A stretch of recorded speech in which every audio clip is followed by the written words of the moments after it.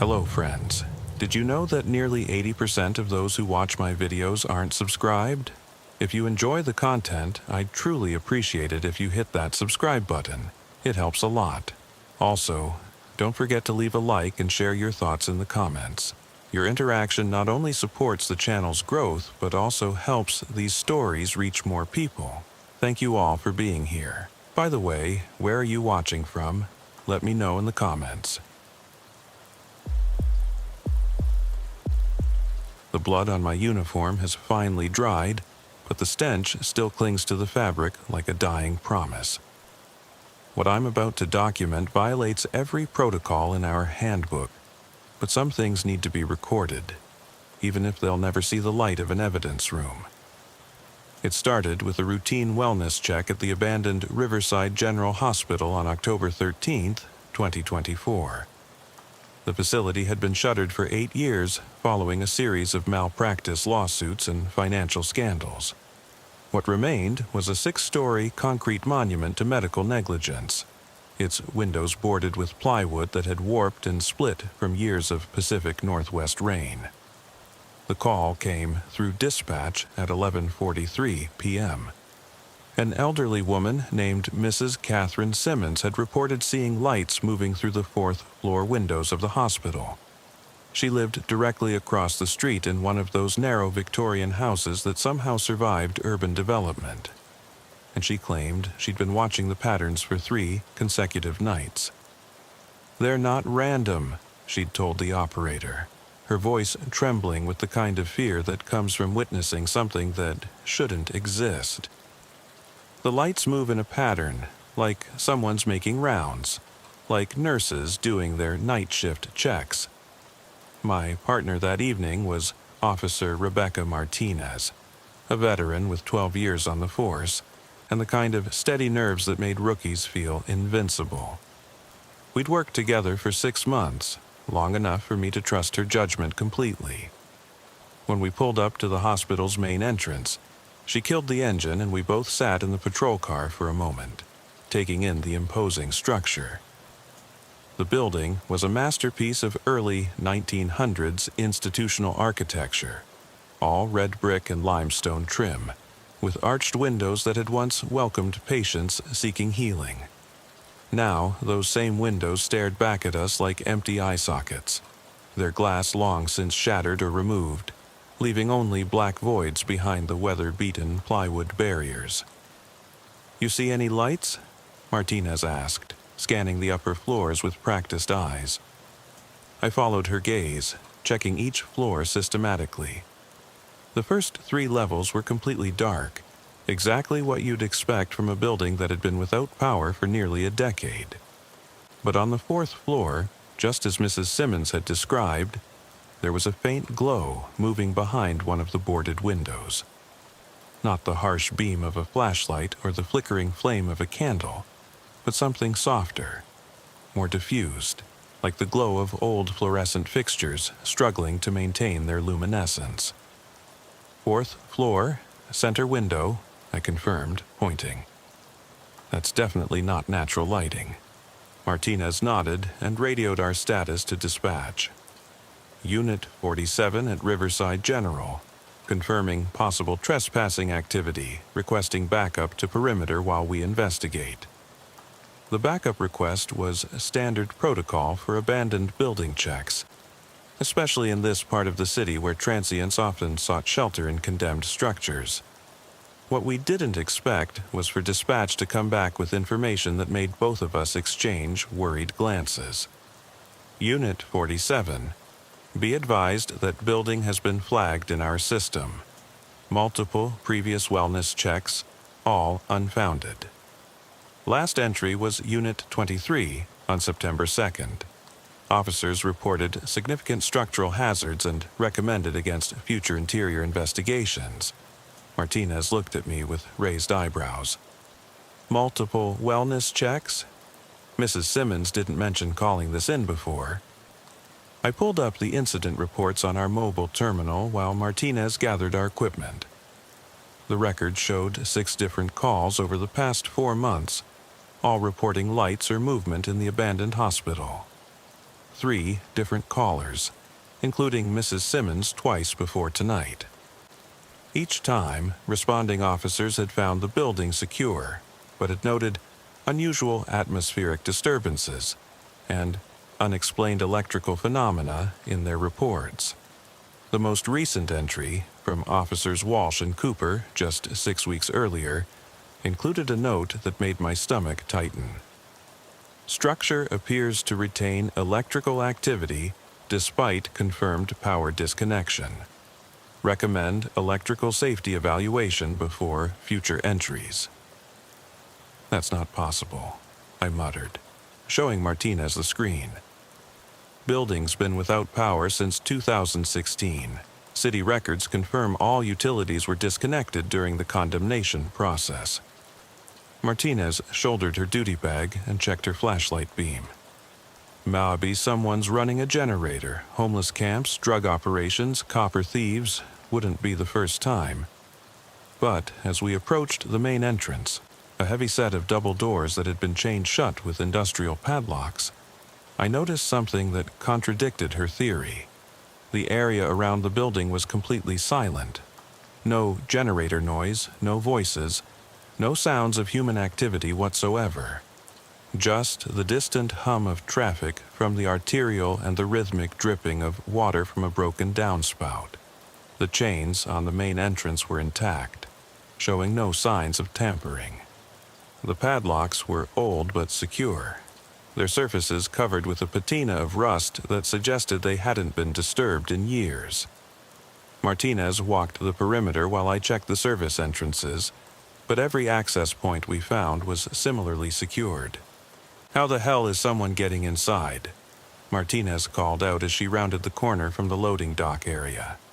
"Every door and window I've checked is sealed tight." I was examining a basement window that had been covered with a sheet of rusted metal when I heard it for the first time, a sound that made the hair on the back of my neck stand up. It was the distant chiming of elevator bells, the kind of soft, repetitive tone that announces a car arriving at its designated floor. The sound was coming from somewhere deep inside the building, muffled by layers of concrete and steel, but unmistakably mechanical. Martinez heard it too. She stopped walking and tilted her head, listening intently. "Tell me, that's not what I think it is." The chiming came again, followed by what sounded like the pneumatic hiss of elevator doors opening and closing. Then silence, stretching out for nearly a minute before the sequence repeated. "Backup's still 10 minutes out," Martinez said, checking her radio. "We could wait." But even as she said it, we both knew waiting wasn't an option. If someone was trapped inside that building, possibly injured or in distress, we had a duty to investigate immediately. The fact that the sound suggested functioning elevators in a building without power only made the situation more urgent. We found our entry point at a service door on the building's north side. The lock had been cut, probably years ago, and the door hung slightly ajar on its hinges. Fresh scratches in the metal around the lock mechanism suggested recent use, and when Martinez pulled the door open wider, we could smell the musty air that rushed out carrying scents of mold, decay, and something else. Something chemical and sharp that reminded me of hospital disinfectant. "Someone's definitely been inside," Martinez observed, noting the disturbed dust on the threshold. "These footprints look recent." The beam of my flashlight revealed a set of boot prints in the accumulated grime just inside the doorway. Large, probably size 11 or 12, with a distinctive tread pattern that suggested work boots or hiking shoes. The prints led down a narrow corridor that disappeared into darkness beyond our light. We entered together, announcing our presence loudly. "Seattle Police, anyone inside the building, make yourself known." Our voices echoed strangely in the abandoned space, bouncing off bare walls and creating odd harmonics that seemed to linger longer than they should have. The corridor we'd entered appeared to be a service hallway, with pipes and electrical conduits running along the ceiling and walls lined with what had once been maintenance closets and storage rooms. Most of the doors stood open, revealing empty spaces stripped of anything valuable years ago. But the boot prints continued straight ahead, leading us deeper into the building's interior. As we followed them, I noticed that the air was getting warmer, as if we were walking toward an active heating source. "You feel that?" I asked Martinez, pausing to remove my jacket. She nodded, wiping sweat from her forehead. "Temperature's rising. Maybe there is a generator running somewhere." But that theory was challenged when we reached the end of the service corridor and found ourselves facing a set of steel doors marked with faded signage. "Authorized personnel only. Elevator maintenance." The doors were propped open with a concrete block, and beyond them, we could see the bottom of an elevator shaft. The shaft was old, with cables and pulleys that looked like they belonged in a museum of industrial technology. But impossibly, incredibly, the cables were moving. We could hear the electric motors somewhere above us, whirring and clicking as they operated machinery that shouldn't have been able to function. Martinez aimed her flashlight up the shaft, trying to locate the elevator car. "There," she said, pointing to a shadow about 2 floors above us. The cars stopped between the 3rd and 4th floors. As if responding to her observation, the machinery suddenly activated. The cables began moving with renewed purpose, and the elevator car descended slowly toward our position. The mechanical sounds echoed down the shaft with a rhythm that was almost hypnotic, accompanied by that familiar chiming we'd heard from outside. "This is impossible," I whispered, but Martinez was already backing away from the shaft opening. "We need to call this in," she said, reaching for her radio. "This building's supposed to be without power. Someone's either hijacked the electrical grid, or there's equipment running that the city doesn't know about." But when she keyed her radio, all we got was static. She tried again, adjusting the frequency, but the interference was so severe that we couldn't even reach dispatch. It was as if something in the building was actively jamming our communications. The elevator car continued its descent, and as it drew closer, we could see that its interior was dimly lit with that same soft, fluorescent glow we'd observed from the street. The light had a greenish tint that reminded me of old hospital lighting, the kind that made everyone look slightly ill.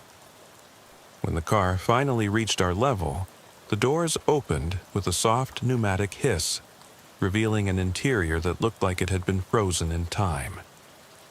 The walls were lined with the same institutional green tile that had once covered the hospital's patient areas, and the floor was covered with that speckled linoleum that showed every scuff and stain.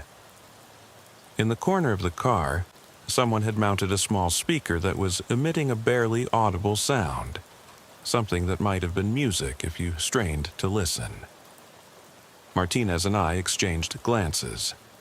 Every instinct I'd developed in 5 years of police work was screaming at me to stay out of that elevator, to back away and wait for backup with heavy equipment and electrical engineers. But the boot prints we'd been following led directly to the elevator doors, and I could see fresh scuff marks on the car's threshold that suggested recent use. "Someone's been riding this thing," I said, pointing to the marks. "If there's a person in this building, they might need help." Martinez nodded reluctantly. But we stick together, and we get out at the first sign of trouble. We stepped into the elevator car, and immediately I felt a chill that had nothing to do with temperature. The air inside was thick and oppressive, like breathing through wet cotton. The speaker in the corner was playing what sounded like a lullaby, but the melody was distorted and slowed down until it was almost unrecognizable. The control panel showed buttons for floors 1 through 6, with an additional button marked B for basement. Floor 4 was already illuminated, which matched our observation from outside. When Martinez pressed the button, the doors closed with that same pneumatic hiss, and the car began its ascent. The ride felt like it lasted forever, though it probably only took 30 or 40 seconds. As we rose, I could see glimpses of the building's interior through the gaps in the shaft doors. Each floor looked like it had been abandoned mid-operation, with gurneys still positioned in the hallways and medical equipment covered with dust and debris. When we finally reached the 4th floor, the doors opened to reveal a scene that defied every rational explanation I could conceive. The hallway beyond was fully illuminated with that same greenish fluorescent lighting, and the air conditioning system was humming quietly, maintaining a comfortable temperature throughout the corridor. But more disturbing than the impossible electricity was the state of the floor itself. Unlike the abandoned chaos we'd glimpsed on other levels, the 4th floor looked like it was still in active use. The walls were clean, the floors were polished, and there were even fresh flowers in vases positioned at regular intervals along the hallway. "This can't be real," Martinez breathed, stepping cautiously into the corridor. I followed her, my flashlight now unnecessary in the artificial lighting. The hallway extended in both directions, lined with patient rooms whose doors stood open, revealing interiors that looked like they were ready to receive new patients. Clean beds with fresh linens, functional medical equipment, even water glasses on the bedside tables. But there were no patients, no staff, no signs of human presence anywhere except for those boot prints, which continued down the hallway toward what appeared to be a nursing station. We followed the prints slowly, checking each room as we passed. The medical equipment in each room was not only functional but appeared to be actively monitoring something. Heart rate monitors displayed steady rhythms. IV pumps showed fluid levels and flow rates, and ventilators breathed with mechanical precision. But every bed was empty. "Chen," Martinez called from behind me, her voice tight with tension. "Look at this." I turned to see her standing beside a whiteboard that had been mounted near the nurse's station. The board was covered with patient information written in neat, precise handwriting. Names, room numbers, medications, vital signs, all meticulously recorded as if this were a functioning medical facility. But the dates on the board were from 8 years ago, the week before the hospital had been officially closed. And the handwriting looked fresh, as if it had been updated recently. "Room 412. Sarah Mitchell, post-operative monitoring, stable condition," Martinez read aloud. "Room 414. James Crawford, cardiac observation, responding well to treatment." I walked to room 412 and looked inside. The bed was perfectly made, with the sheets turned down as if waiting for a patient. On the bedside table was a chart with vital signs recorded every hour for the past 3 days. The handwriting was the same as on the whiteboard, and the most recent entry was time-stamped just 2 hours ago. "This is someone's elaborate setup," I said, trying to convince myself as much as Martinez. "Has to be. Someone's maintaining this floor, keeping up the pretense for some reason." But even as I said it, I knew it didn't make sense. The resources required to maintain power, climate control, and medical equipment in a condemned building would be enormous. And why go to such lengths to recreate a hospital environment that no one was supposed to see? Martinez was examining the medication cart near the nurse's station. "These drugs are real," she said, holding up a vial of morphine. "Current expiration dates, proper storage. This represents thousands of dollars worth of controlled substances." That's when we heard the footsteps. Soft, measured steps coming from the far end of the hallway, accompanied by the gentle squeak of rubber-soled shoes on polished linoleum. The sound was getting closer, and it was accompanied by a soft humming, the same lullaby melody we'd heard in the elevator but sung in a woman's voice. Martinez drew her sidearm, and I followed suit. We positioned ourselves on either side of the hallway using the nurse's station for cover, and waited for whoever was approaching to come into view. The footsteps stopped just around the corner, maybe 20 feet from our position. The humming continued for a few more seconds, then faded to silence. We waited, listening intently, but heard nothing more. "Seattle Police," Martinez called out. "Show yourself with your hands visible." No response. The silence stretched out until it became oppressive, broken only by the quiet hum of the medical equipment and the barely audible whisper of the air conditioning system. I motioned to Martinez that I would advance while she provided cover. Moving carefully, keeping my weapon ready but pointed down, I approached the corner where the footsteps had stopped. The boot prints we'd been following led around that same corner, and I could see the outline of additional prints on the polished floor. When I rounded the corner, my blood went cold. The hallway extended another 50 feet to a set of double doors marked "Surgery, Authorized Personnel Only." The doors were propped open, and beyond them I could see the green glow of surgical lighting. But standing in the middle of the hallway, maybe 30 feet away from me, was a figure in surgical scrubs. The person was facing away from me, standing perfectly still, head down as if reading something. The scrubs were that institutional green color that matched the lighting, and they looked clean and pressed as if they'd just been put on. "Excuse me," I called out, keeping my voice steady and professional. "I'm Officer Chen with Seattle Police. I need you to turn around slowly and show me your hands." The figure didn't respond immediately. Then, very slowly, it began to turn toward me. As it rotated, I realized that what I was seeing couldn't be right. The movement was too smooth, too mechanical, like a mannequin being rotated on a display stand. When the figure finally faced me, I saw why the movement had seemed so unnatural. There was no face beneath the surgical cap. Where features should have been, there was only smooth, pale skin stretched tight over bone structure.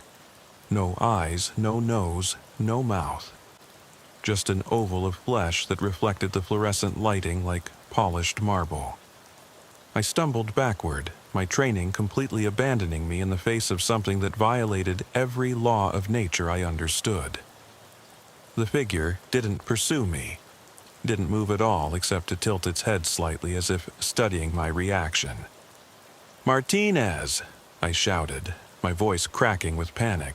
"We need to leave, now!" I heard her footsteps behind me as I retreated to the nurse's station, never taking my eyes off the impossible figure in surgical scrubs. It remained motionless, that smooth oval of flesh tilted in my direction, until I rounded the corner and lost sight of it. "What did you see?" Martinez demanded, but I was already heading for the elevator. "Something that isn't human," I managed, jabbing the elevator call button repeatedly. "We need backup, we need medical personnel, we need someone who can explain what the hell is happening in this place." The elevator arrived immediately, as if it had been waiting for us. We stepped inside, and Martinez pressed the button for the ground floor. But instead of descending, the car began to rise. I pressed "on," Martinez said, pressing the button again. "Why are we going up?" The car continued upward, past the 5th floor, past the 6th, until it reached what should have been the roof level. But when the doors opened, we found ourselves looking at another hospital corridor, identical to the 4th floor except for the patients. This floor was occupied. Every room we could see contained a figure lying motionless in bed, covered with white sheets pulled up to their necks. The same greenish lighting illuminated the space, and the same soft humming filled the air, coming from multiple sources now, as if there were several people singing that distorted lullaby. "This building only has 6 floors," Martinez whispered. "We're on the 7th floor of a 6-story building." I didn't have an answer for that. I didn't have an answer for any of what we were witnessing, but I knew we had to get out, had to find someone who could make sense of this nightmare. I pressed the ground floor button again, and this time the elevator began to descend. But it didn't stop at 6 or 5 or 4. It kept going down, past floors that shouldn't exist, past the basement level, deep into the earth beneath the hospital. When the doors finally opened, we were looking at a corridor that was older than anything we'd seen above. The walls were brick, stained with moisture and age, and the lighting came from bare bulbs hanging from the ceiling. The air smelled of earth and decay, and somewhere in the distance we could hear water dripping steadily. "This has to be a dream," Martinez said, but her voice lacked conviction. "Buildings don't have floors that shouldn't exist." But the boot prints were still there, leading out of the elevator and down the brick corridor.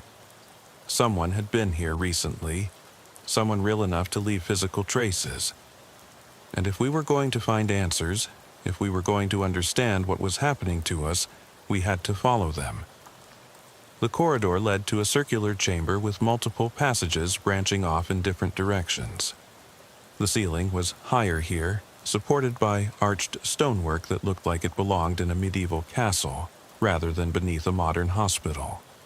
The boot prints continued down one of the passages, but there were other tracks now, older ones that looked like they'd been made by bare feet. As we followed the passage deeper underground, the temperature began to drop. Our breath started forming small clouds in the beam of our flashlights, and ice crystals were forming on the walls despite the fact that we were well below the frost line. The passage ended at a heavy wooden door bound with iron hardware that looked centuries old. The boot prints stopped at the threshold, and we could see where someone had tried to force the door open recently. Deep scratches in the wood around the lock mechanism, and fresh wood shavings on the stone floor. Martinez tried the handle, and surprisingly the door opened easily. Beyond it was a chamber that defied all logic and explanation. The space was enormous, extending far beyond what the hospital's footprint could contain. The ceiling disappeared into darkness above us, and the walls were lined with what appeared to be medical equipment from different eras. Iron lungs from the 1950s stood next to modern ventilators. Surgical instruments from the early 1900s were displayed alongside current robotic surgery equipment. It was like a museum of medical history, except everything appeared to be functional and maintained. And scattered throughout the chamber, standing at various pieces of equipment, were more figures in surgical scrubs. Dozens of them, all with that same smooth, featureless face, all humming that same distorted lullaby. They moved among the equipment with purpose, checking dials, adjusting settings, maintaining machinery that spanned over a century of medical technology. When they noticed our presence, they didn't react with alarm or aggression. They simply stopped what they were doing and turned toward us, tilting their heads in unison as if we were specimens to be studied. "We're leaving," I said, backing toward the door. "Right now." But when we turned around, the passage behind us had changed. Instead of the brick corridor we'd followed to reach this chamber, there was a modern hospital hallway with polished floors and fluorescent lighting. The boot prints were still there, but now they led in both directions, as if the person we'd been tracking had somehow walked through this space from multiple angles. We had no choice but to follow the hallway, hoping it would lead us back to the elevator or to some other exit. But as we walked, the passages kept changing around us. Brick corridors became tiled hallways, which transformed into wooden passages that looked like they belonged in an old ship's hull. The only constant was the humming, which grew louder as we moved through the impossible architecture beneath the hospital. Sometimes, the sound came from ahead of us, sometimes from behind, and occasionally it seemed to emanate from the walls themselves. Eventually, we found ourselves back at the elevator, though I couldn't say how we'd gotten there or how long we'd been walking. The car was waiting with its doors open, and the control panel now showed only one button, a simple up with an arrow pointing toward the surface. We stepped inside, and the elevator began its ascent. This time, it stopped at the ground floor, and when the doors opened, we were back in the service corridor where we'd entered the building hours ago. I checked my watch and was shocked to discover that it was nearly 6 a.m. We'd been inside for over 6 hours, though it had felt like minutes. Martinez was already running toward the exit, and I followed close behind. We burst through the service door into the gray light of dawn, gasping the cool morning air like drowning swimmers breaking the surface of the ocean. Our backup had arrived sometime during the night and left when they couldn't locate us. The area around the building was cordoned off with police tape, and there were multiple official vehicles parked in the vicinity. Detective Sarah Walsh was coordinating with the fire department, and when she saw us emerge from the building, her expression shifted from relief to suspicion. "Where the hell have you two been?" she demanded. "We've been searching for you for 4 hours. Your radios went dead around midnight, and we couldn't find any trace of you in the building." I started to explain what we'd experienced, but Martinez caught my arm and shook her head slightly. Looking at Detective Walsh's skeptical expression, I realized how insane our story would sound. Impossible elevators, faceless figures in surgical scrubs, medical equipment operating without power, corridors that changed configuration while you weren't looking. "We got lost in the basement levels," Martinez said carefully. "The building's layout is more complex than we expected, and we lost radio contact due to structural interference. We're both fine, just disoriented from being underground for so long." Walsh accepted the explanation, though I could see doubt in her eyes. She directed us to the paramedic unit for evaluation and told us we'd need to file detailed reports about our experience.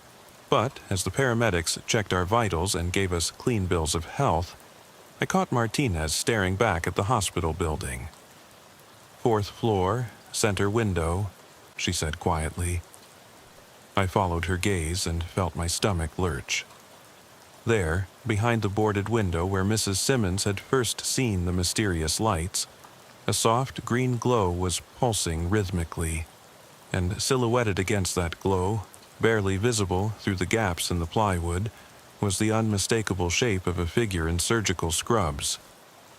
We filed our reports as requested, sticking to the story about getting lost in the basement. But 3 days later, I heard through department channels that the building had been demolished overnight by order of the city council.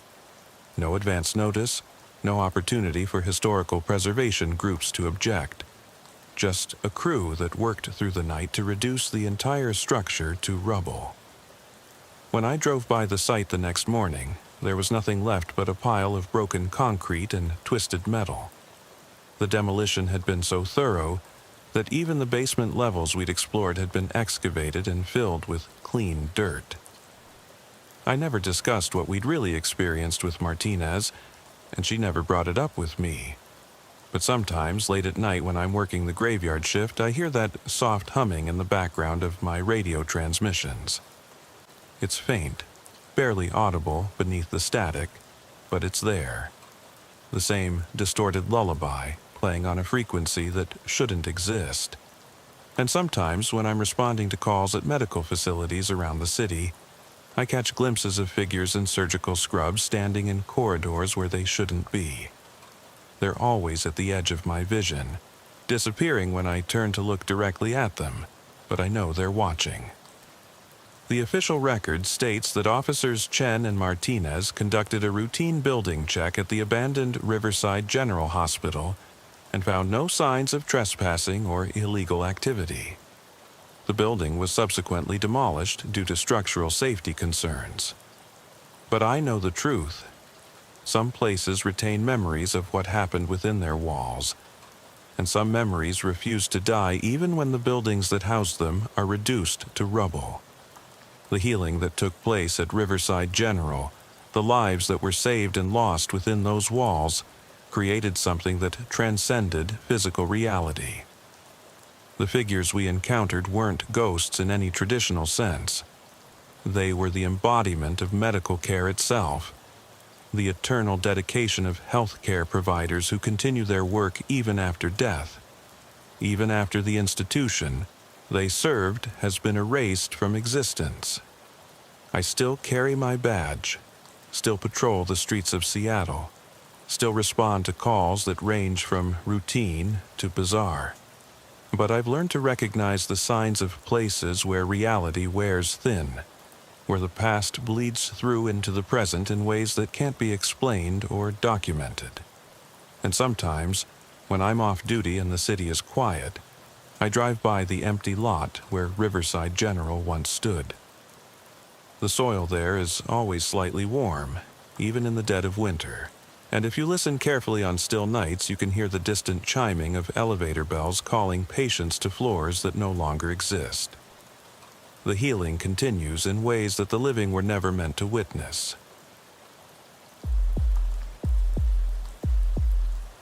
What I'm documenting here happened 6 weeks ago during my patrol of Route 441, the stretch of highway that runs through the abandoned Riverside Industrial Complex. This report will never make it past my sergeant's desk, but someone needs to know what's really happening out there in the dark. I've been working the graveyard shift for 8 years now, 11 p.m. to 7 a.m., covering the 40-mile stretch of state highway that cuts through 3 counties of mostly empty farmland and defunct manufacturing facilities. It's quiet work, exactly the way I like it. Most nights, I'd handle maybe 2 or 3 calls. Drunk drivers, domestic disturbances that spill onto the road, the occasional accident involving deer crossing the highway at the wrong time.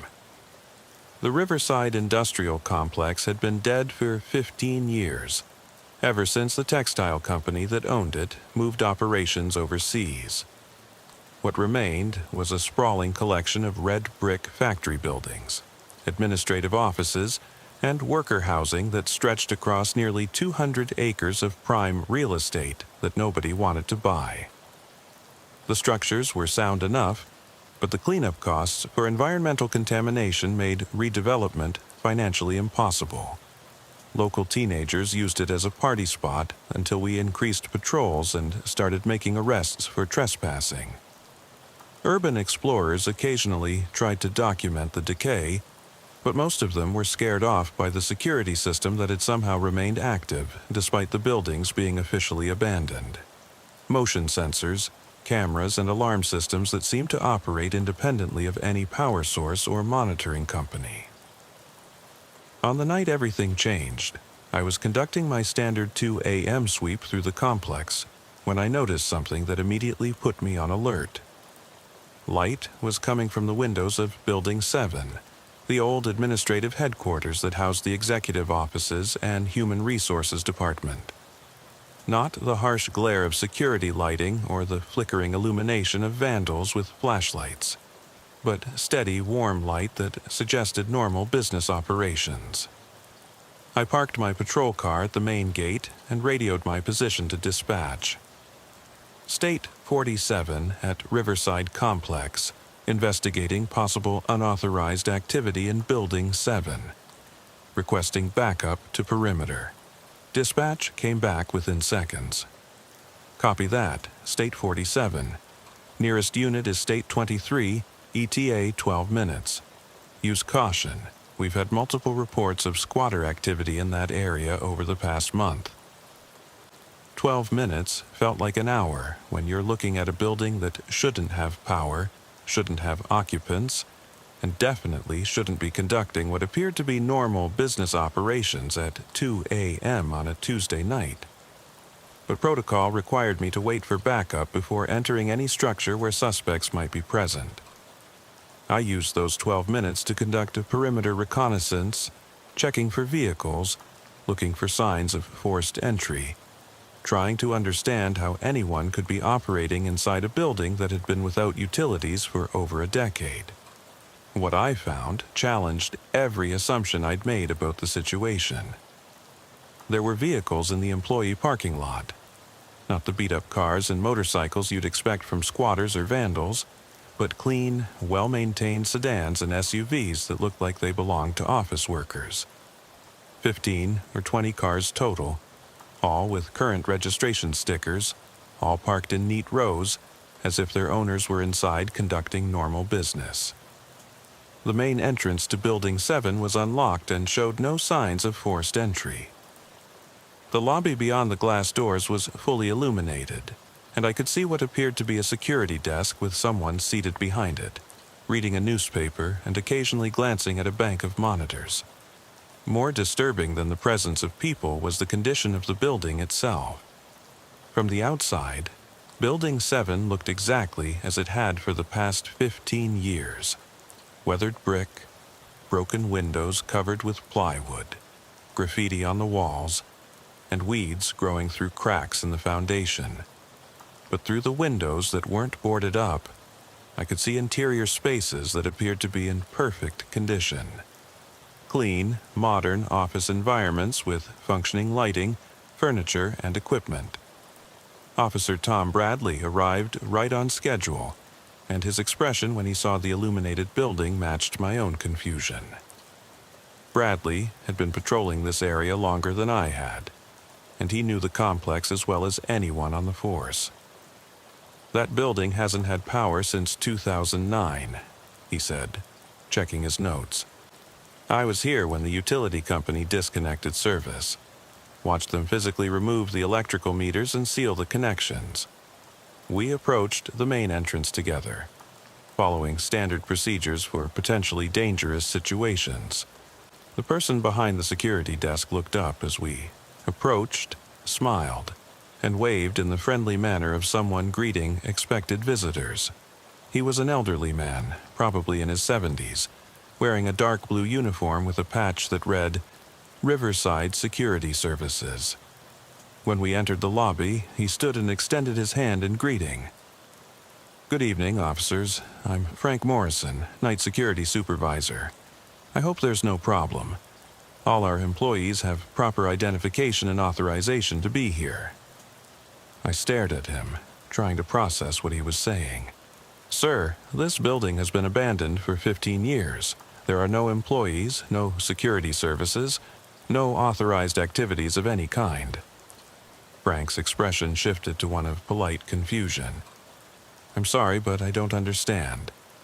Riverside Manufacturing has been operating continuously since 1987. We're currently running our third shift, and all operations are proceeding normally."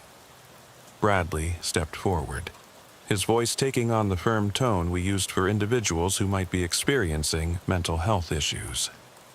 "Sir, what year do you think it is?" "It's 2009, of course. November 18th, to be precise. We're coming up on the Thanksgiving holiday, and the company's planning a nice dinner for employees who will be working through the weekend." I felt that familiar chill that comes when a routine call starts turning into something more complex and potentially dangerous. November 18th was indeed the current date, but according to Frank Morrison, it was November 18th, 2009. Exactly 15 years in the past. The lobby around us looked like it belonged in 2009. The furniture was period appropriate. The computers on the reception desk were old CRT monitors, and the magazines in the waiting area were dated from that same year. But more unsettling than the dated environment was how genuine everything appeared. This wasn't someone's reconstruction of a 2009 office. This was a 2009 office that had somehow been preserved in perfect condition. "How many people are in the building right now?" Bradley asked. Frank consulted a clipboard on his desk. "Let's see, we've got 18 people on the night shift tonight, 12 on the production floor, 4 in administration, and 2 in maintenance. Everyone's accounted for and following proper safety protocols." I tried a different approach. "Could we see some identification? And maybe speak with your supervisor?" Frank seemed happy to comply. He showed us a security badge with his photograph and the Riverside Manufacturing logo, issued in 2008 and apparently still valid. The plastic was slightly worn, the way real ID badges get after months of daily use, but the information was crisp and clear. My supervisor is Sarah Chen, Director of Night Operations. She's up on the third floor in the executive suite. I can call her down if you'd like to speak with her. Bradley and I exchanged glances. This was getting more complex by the minute, but we needed to understand what we were dealing with before calling for additional backup. If this was some kind of elaborate squatter operation, we needed evidence. If it was something else entirely, we needed to understand the scope before involving other officers. "We'd like to see the production floor first," I said. "You mentioned 12 people working there tonight." Frank nodded enthusiastically. "Of course. They're running the evening shift for our fall clothing line. Very busy season, lots of orders to fill before the holiday rush." He led us through a security door that required a key card to open. The card reader was an older model, the kind that had been standard in the early 2000s, and Frank's card worked smoothly despite the building supposedly being abandoned for over a decade. The production floor was exactly what you'd expect from a functioning textile manufacturing facility. Dozens of industrial sewing machines operated by workers in company uniforms, cutting tables where fabric was being measured and prepared, quality control stations where finished garments were being inspected and packaged.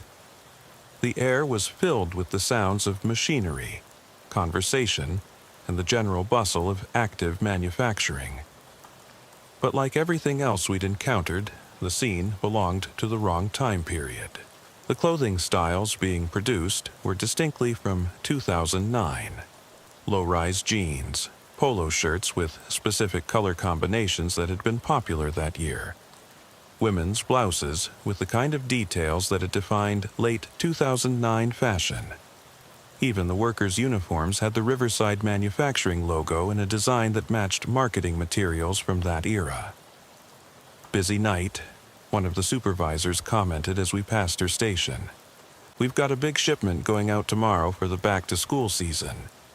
Corporate's pushing everyone pretty hard to meet the deadlines." I stopped walking. "Back-to-school season?" "It's November."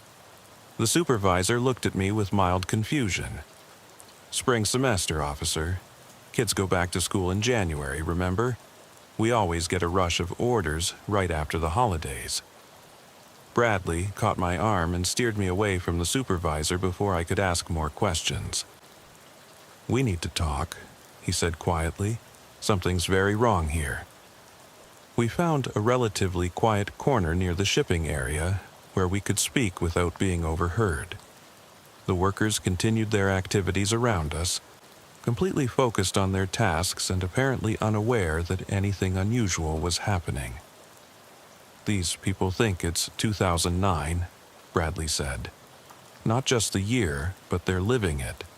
They know about events that happened in 2009.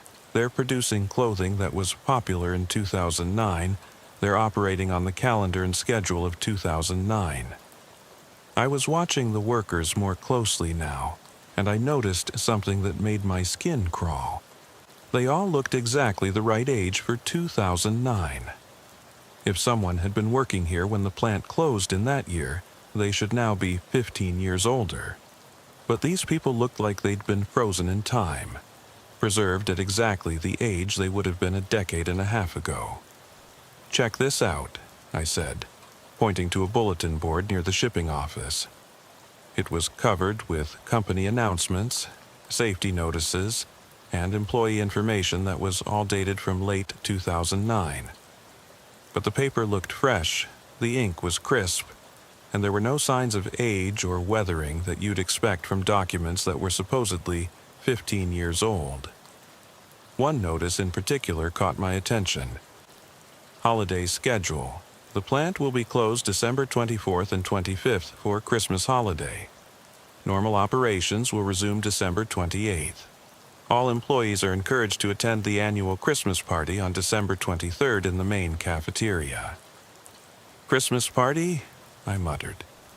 They're planning a Christmas party for 2009. Bradley was examining the employee time clock near the bulletin board. It was an old digital model that displayed the current date and time, and according to its LED readout, it was 11:47 p.m. on November 18, 2009. But our radios, our cell phones, and our patrol car's computer all confirmed that it was actually 11:47 p.m. on November 18, 2009, 2024. "We need to call this in," Bradley said. "This is way beyond anything we're equipped to handle." But when he tried his radio, all he got was static. Cell phones showed no signal. Even our emergency locator beacons, which were supposed to work anywhere within 50 miles of the state police communication towers, were completely dead. Frank appeared beside us with that same helpful smile. "Having communication problems? That happens sometimes when you're inside the building. Something about the metal framework interferes with radio signals, but don't worry. We have landline phones if you need to make any calls." He led us to a phone mounted on the wall near the production supervisor's desk. It was an older model, probably installed when the building was first constructed, but it had a dial tone when I picked up the receiver. I dialed dispatch, but instead of reaching our state police communications center, I heard the voice of an operator who sounded like she belonged in a 1950s movie. "Riverside Manufacturing, how may I direct your call?" "This is State Trooper Williams, badge 2847. I need to speak with State Police Dispatch immediately." There was a pause. Then the operator's voice came back with polite confusion. "I'm sorry, sir, but I don't show any state police facility in our directory. Would you like me to connect you with the county sheriff's office?" I hung up and tried again, this time dialing the direct number for our dispatch center. But the same operator answered, and this time she was slightly less polite. "Sir, I've already told you that we don't have a connection to any state police facility. If this is some kind of prank call, I'll have to report it to security." The phone went dead, and when I tried to get a dial tone again, there was nothing but silence. Bradley tried his radio one more time, adjusting frequencies and checking the battery, but all we got was empty static across every channel. "We're cut off," he said. "Whatever's happening here, it's isolating us from the outside world."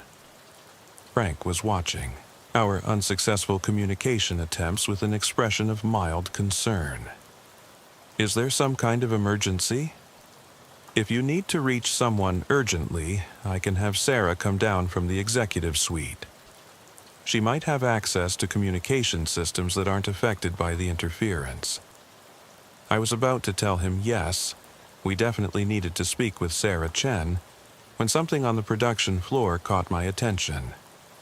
One of the workers had moved away from her sewing machine and was standing perfectly still, staring directly at Bradley and me with an expression that was completely different from the busy professionalism I'd observed in everyone else.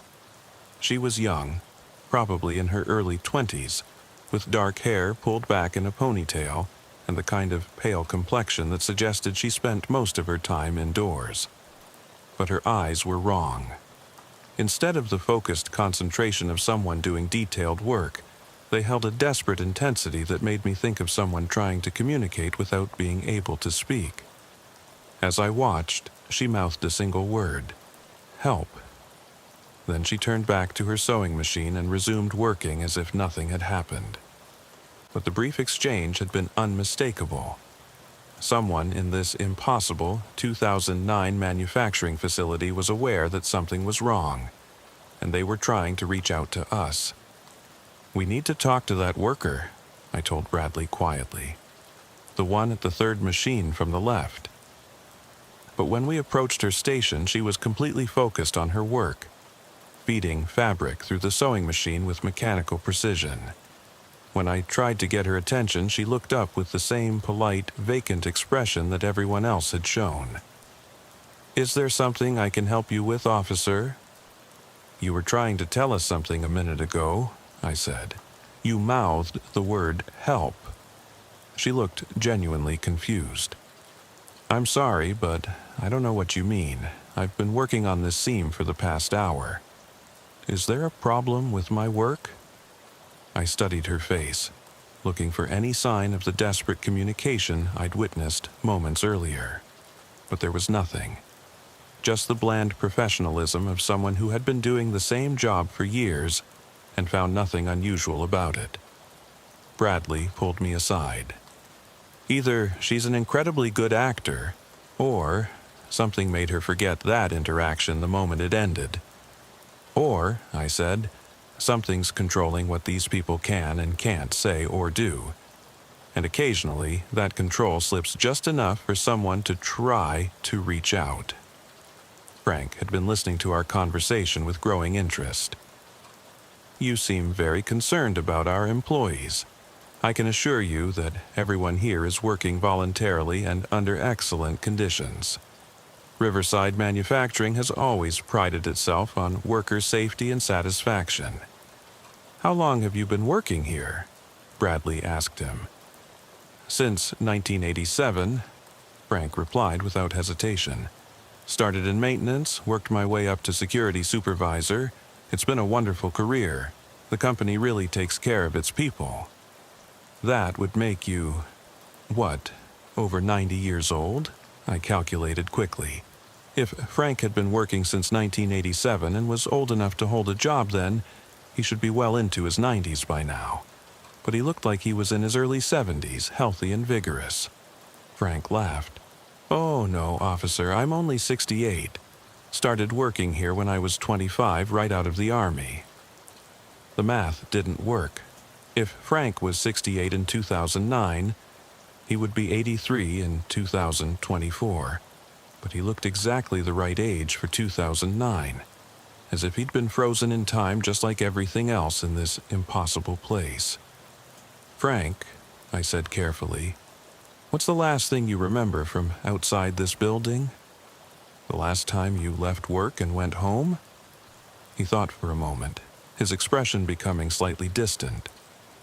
Well, I live in the company housing, so I don't really leave the property very often. But I think the last time I went into town was... He paused, looking confused. That's strange. I can't really remember the last time I left. But why would I need to? Everything I need is right here. Bradley was taking notes, documenting the impossible details we were uncovering. Frank, do you have family? Wife? Children? People who might be expecting you to come home? The confusion in Frank's expression deepened. Yes, I think I do, or I did. But it's been so long since I've seen them, they probably think I'm dead by now. He brightened suddenly. But that's okay. The company is my family now. We all take care of each other here. I felt a chill of recognition. This was starting to sound less like a workplace, and more like a cult or prison where people were being held against their will, their memories altered or suppressed to keep them compliant. We'd like to see the employee housing, I said. The residential areas where workers live. Frank nodded enthusiastically. Of course. We have wonderful accommodations. Single rooms for new employees, family units for those with spouses and children. Everyone's very comfortable. He led us back through the production area toward another security door. As we walked, I kept watching the workers, looking for more signs of someone trying to communicate. But everyone seemed completely absorbed in their tasks, operating with the kind of mechanical efficiency that suggested they'd been doing the same jobs for years without variation. The residential section was accessed through a corridor that connected the main manufacturing building to what appeared to be a separate complex. As we walked, Frank explained the company's philosophy of providing comprehensive care for its employees. We believe that when workers don't have to worry about housing, food, transportation, or other outside concerns, they can focus completely on their jobs. It's more efficient for everyone. The residential area was laid out like a small apartment complex, with numbered units arranged along wide hallways. Each unit had a simple door with a small window, and through the windows I could see modest but comfortable living spaces. Single rooms with beds, desks, and small kitchenettes. Family units with multiple rooms and child-sized furniture. But, like everything else in this place, the accommodations felt wrong. They were too perfect, too uniform, too much like a corporate idea of what worker housing should look like, rather than actual homes where real people lived. "How many people live here?" Bradley asked. "About 60 families total," Frank replied. "Some singles, some couples, a few families with children.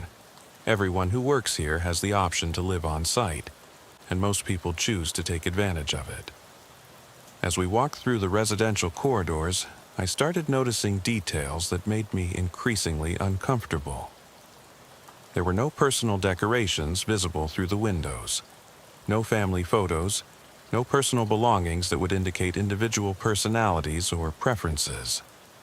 Each unit looked exactly the same, as if they were hotel rooms rather than homes. "Can we speak with some of the residents?" I asked. Frank checked his watch. "Well, it's nearly midnight, so most people are sleeping, but there are usually a few folks in the common area watching television or reading." The common area was a large room, furnished with couches, chairs, and a big screen television that was showing what appeared to be a sitcom from 2009. Several people were seated around the room, some watching the TV, others reading magazines or books that also dated from that era. When we entered, everyone looked up with the same polite, slightly vacant expression I'd seen throughout the facility. They were all dressed in casual clothing that matched 2009 fashion, and they all appeared to be exactly the right age for that time period. "Good evening, everyone," Frank announced. "These are police officers who are visiting our facility tonight. If anyone has any questions or concerns, please feel free to speak with them." I expected at least some of the residents to approach us, to ask why police were there, or to express curiosity about what was happening. But after a few polite nods and smiles, everyone returned to their activities as if we weren't there. Bradley tried engaging directly with a woman who was reading a magazine. "Excuse me, ma'am, how long have you been living here?" She looked up with a pleasant smile. "Oh, about 2 years now. I started working in quality control when I moved here from Akron. It's a wonderful place to live. Very peaceful, very safe." "Do you ever go back to Akron to visit family or friends?" The woman's expression became slightly distant. No, I don't think so. I don't really remember much about Akron anymore. This is my home now." "Do you remember why you left Akron?" She thought for a moment, her brow furrowing with concentration. I think there was some kind of problem. But I can't remember what it was. It doesn't matter now, though. I'm much happier here." I tried a different approach. "What do you do when you're not working? Hobbies, interests, activities outside the facility?" "Outside?" She looked genuinely confused. "Why would I want to go outside? Everything I need is right here. Work, food, housing, entertainment. There's really no reason to leave." Bradley was talking to a man who appeared to be in his 40s, asking similar questions and getting similar responses. No one seemed to have clear memories of their lives before coming to work at Riverside Manufacturing. No one expressed any desire to leave or contact people outside the facility, and no one seemed to find this situation unusual or concerning. "It's like they've been programmed," Bradley said quietly when we moved away from the residence. "They have just enough personality to seem normal, but no real individual thoughts or desires." I was starting to feel a growing sense of urgency. Whatever was happening here, it involved dozens of people who were being held against their will, their memories suppressed, and their personalities altered to keep them compliant. This wasn't just trespassing or even kidnapping. This was something far more sinister. "Frank, we need to see the executive offices," I said. "We need to speak with Sarah Chen immediately." Frank's helpful expression never changed, but I noticed that he glanced toward a security camera mounted in the corner of the common area before responding. "Of course, I'll take you up to the 3rd floor right away." As we left the residential area and headed toward the main building, I caught sight of something that made me grab Bradley's arm. Through a window in one of the family units, I could see a child's bedroom. There was a small bed, toys scattered on the floor, and pictures drawn with crayons taped to the walls. But the child who should have been sleeping in that bed was sitting by the window, staring out at us, with the same desperate expression I'd seen on the factory worker. The child, a girl who couldn't have been more than 8 years old, pressed her hand against the glass and mouthed the same word, "Help?" Then she moved away from the window, disappearing into the shadows of the room. "Did you see that?" I asked Bradley. "The kid?" "Yeah. Someone in this place is aware of what's happening to them, but they can only communicate when they think no one's watching." Frank was leading us toward an elevator bank in the main building, still maintaining his cheerful tour guide demeanor. But I noticed that he was walking faster now, as if he was eager to get us to the executive offices and away from the residential areas where people might try to communicate with us. The elevator was another period piece, with buttons and indicators that matched the building's 2009 time frame. When Frank pressed the button for the 3rd floor, the car began to rise smoothly, but I could feel something wrong with the movement. It was too quiet, too smooth, like we were traveling through something other than a normal elevator shaft. "How many floors does this building have?" Bradley asked. 7, Frank replied. "Manufacturing on the 1st and 2nd floors, executive offices on the 3rd, storage and maintenance on the 4th and 5th, and executive housing on the 6th and 7th floors." But I remembered the building from our perimeter check. From the outside, it had appeared to be only 4 stories tall. If Frank was telling the truth about 7 floors, then the building was somehow larger inside than its external dimensions should allow. The elevator stopped at the 3rd floor, and the doors opened to reveal a corridor that looked like it belonged in a high-end corporate office. Polished marble floors, expensive wood paneling, and artwork that suggested significant investment in creating an impressive environment for executive operations. Frank led us to a large office at the end of the corridor, where a nameplate on the door read, "Sarah Chen, Director of Night Operations."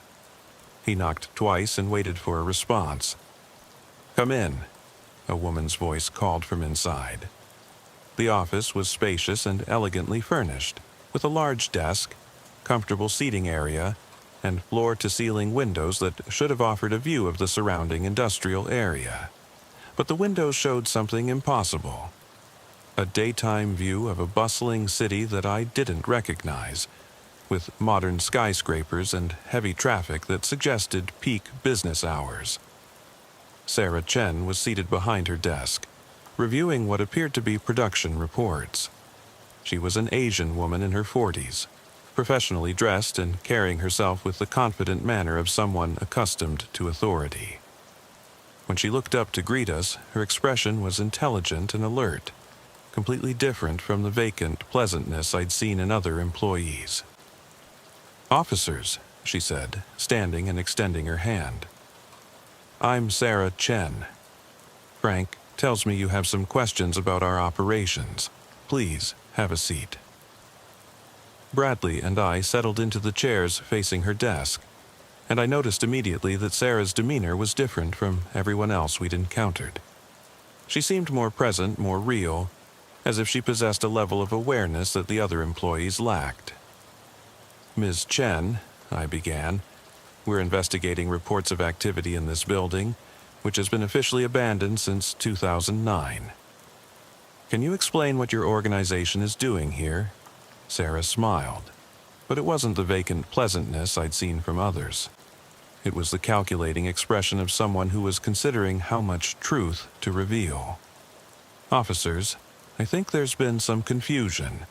Riverside Manufacturing has never been abandoned. We've been operating continuously since 1987, and we have all the proper permits and licenses required for our manufacturing operations. Can we see those permits? Bradley asked. Of course. Sarah opened a file cabinet and pulled out a folder containing what appeared to be official documents. Zoning permits, manufacturing licenses, environmental compliance certificates, all dated from various years but all appearing to be current and valid. But when I examined them more closely, I noticed something disturbing. The dates on the documents ranged from 1987 to 2009, but there was nothing more recent. It was as if the company's official existence had stopped at exactly the point when the real Riverside Manufacturing had closed. These documents are all from 2009 or earlier, I pointed out. Don't you have more recent permits? Sarah's expression became slightly defensive. Our permits are renewed on a standard schedule. I believe our next renewal cycle is coming up in early 2010. Ms. Chen, Bradley said carefully, what year do you think it is? She looked at him with surprise. It's 2009, of course. November 18th, to be specific. Is there some reason you think it might be a different year? I felt that familiar chill again. Like everyone else in this impossible place, Sarah Chen was convinced that she was living in 2009. But unlike the others, she seemed to have full access to her memories and personality. She wasn't a programmed automaton. She was a complete person who had somehow become trapped in the wrong time period. Sarah, I said, using her first name to create a more personal connection. I need you to think carefully about this. What's the last thing you remember happening in the outside world? What's the most recent news event you can recall? She considered the question for a moment. Well, there's been a lot of discussion about the economic situation. The stock market crash, the banking crisis, unemployment rising. President Obama is trying to implement various recovery programs, but it's unclear how effective they'll be. All of that was accurate for 2009, but there was no awareness of anything that had happened in the 15 years since. It was as if her knowledge of the world had been frozen at exactly the point when the real Riverside Manufacturing had closed. Sarah, do you ever leave this building? Do you have a home outside the facility? Her expression became uncertain. I live in the executive housing on the 7th floor. I don't really need to leave. Everything I need for my work is right here. But don't you have family? Friends outside of work? People who would expect to hear from you? She paused, and for a moment I saw a flicker of something else in her eyes. Confusion, maybe even fear. I think I used to have a family, but it's been so long since I've seen them. They probably think I'm dead. When was the last time you contacted them? The confusion in her expression deepened. I can't remember. Months? Years? Time moves strangely here. Sometimes it feels like I've been working here forever, and sometimes it feels like I just started yesterday. Bradley leaned forward.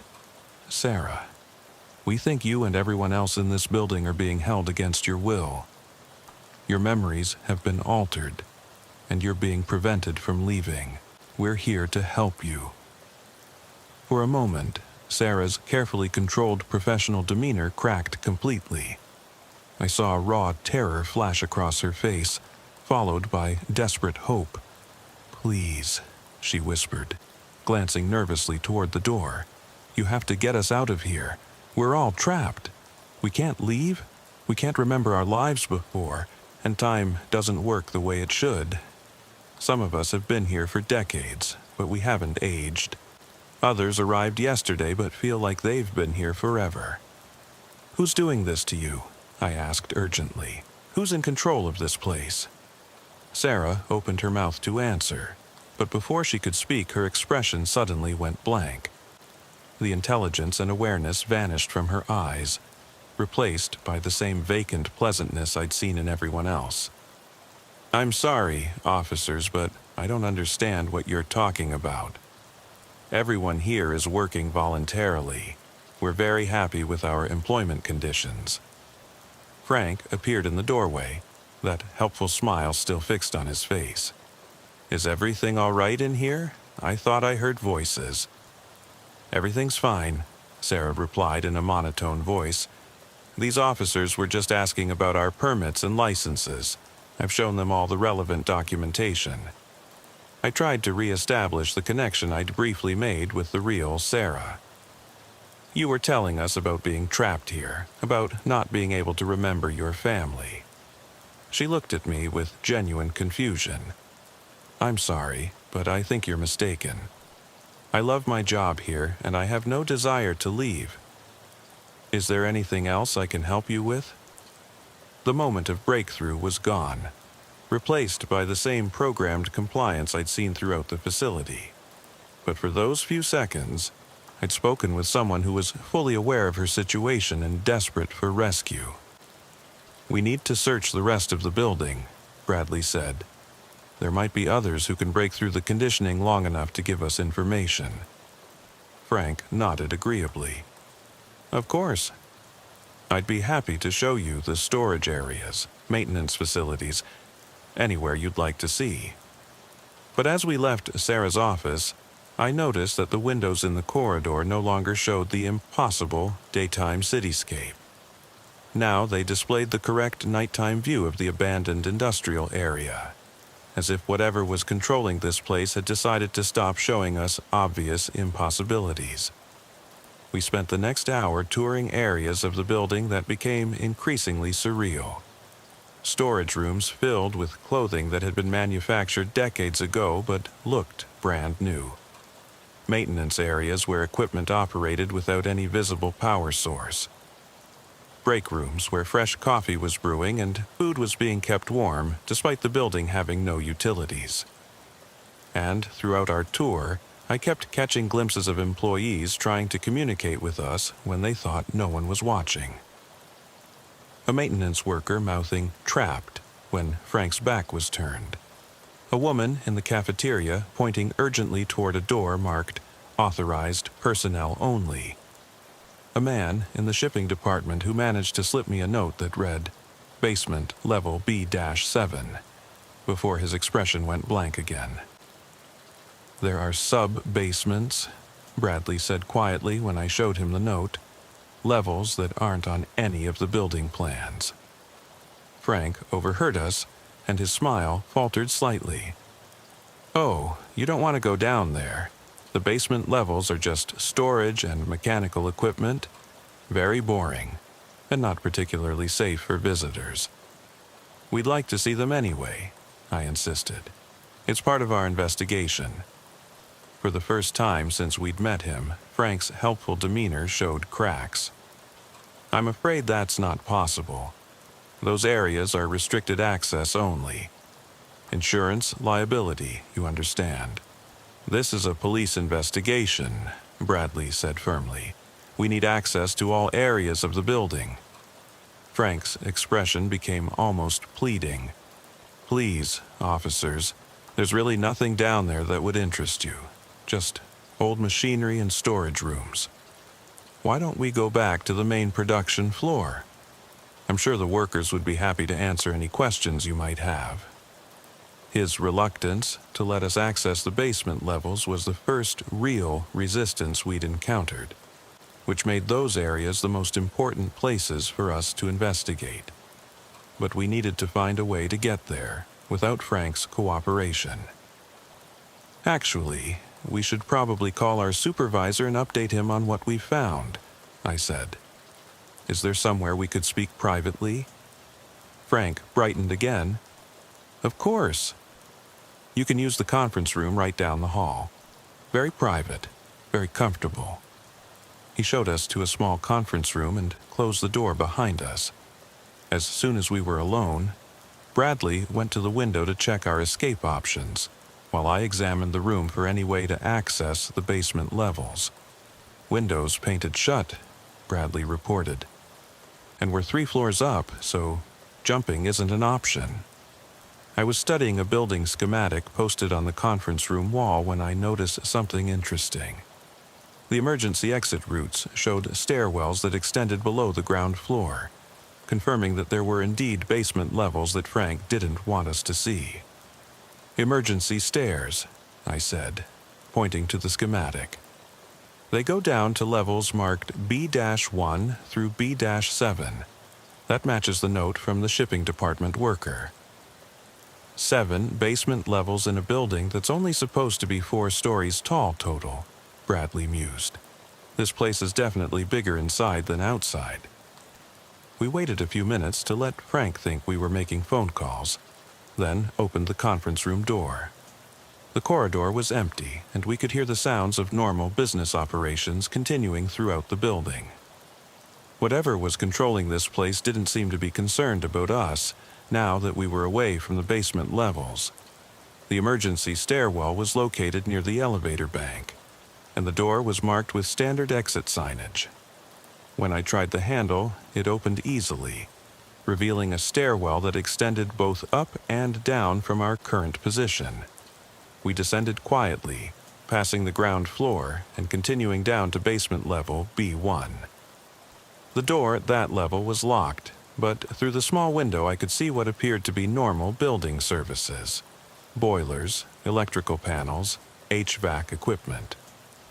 B2 was similar, with mechanical equipment and storage areas visible through the door window.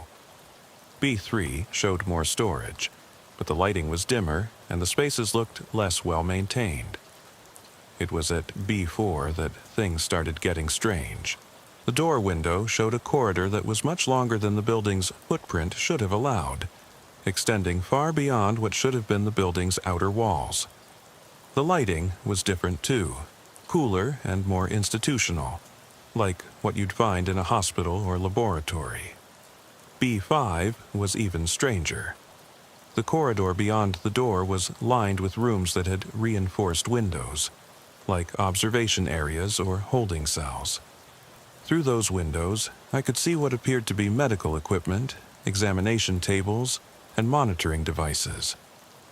"This is starting to look like some kind of research facility," Bradley whispered. B6 was where we found our answers.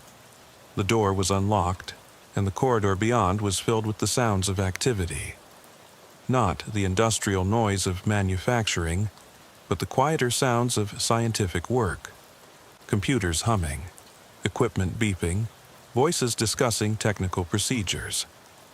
We moved carefully down the corridor, looking through the windows of various laboratories and research areas. Most of the rooms contained equipment I didn't recognize, devices that looked like they belonged in a science fiction movie rather than a real facility. But in one room, I saw something that made me understand exactly what was happening in this impossible building.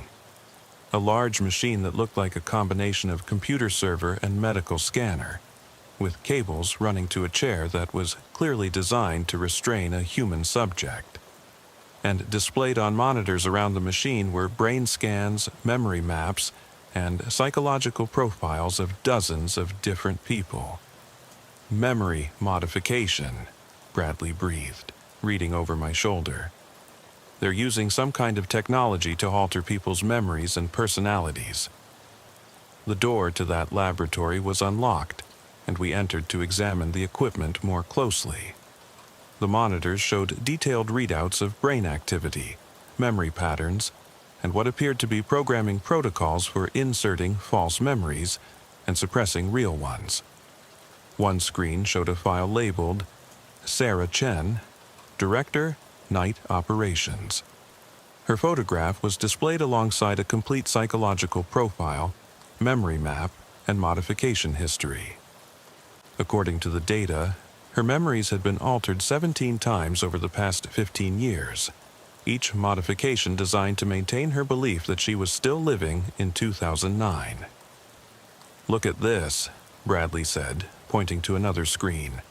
"They have files on everyone in the building. Employees, residents, even visitors who've stayed too long.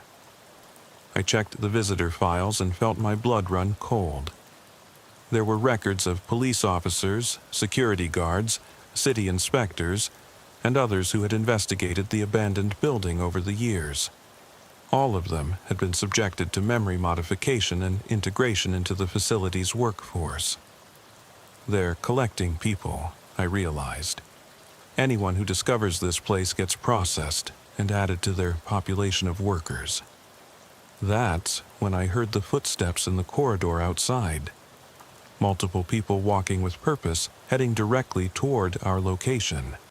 I looked around frantically for another exit, but the laboratory only had one door, and we could hear the footsteps getting closer.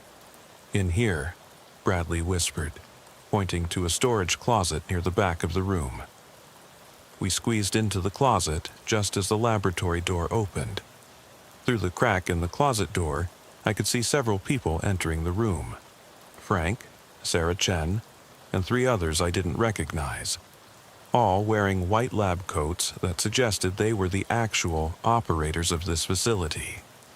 "The officers found the basement levels," Frank was saying, his helpful demeanor completely gone now. "They've seen the memory modification equipment."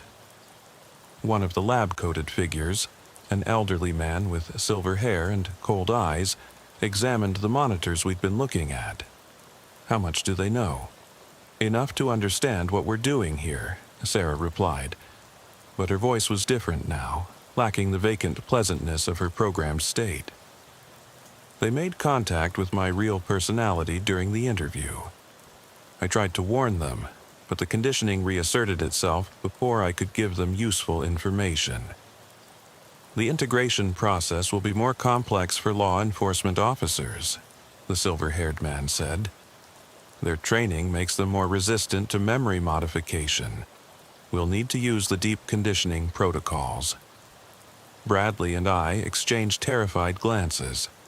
They were talking about subjecting us to the same memory alteration that had trapped everyone else in this place. "How long before they're missed?" another lab coat asked. "Their shift ends at 7 a.m., Frank replied. "If they don't report back, there will be additional officers here by 8 a.m. to look for them. Then we have approximately 6 hours to complete the initial processing," the silver-haired man decided. "Begin preparation of the modification chambers. We'll start with the younger officer. His mind should be more adaptable to the conditioning." They were talking about us as if we were already captured, already helpless subjects for their experiments. But they hadn't found us yet, and I was determined to make sure they never got the chance to strap us into those memory modification machines. The lab team left the room, presumably to prepare whatever equipment they used for processing new arrivals.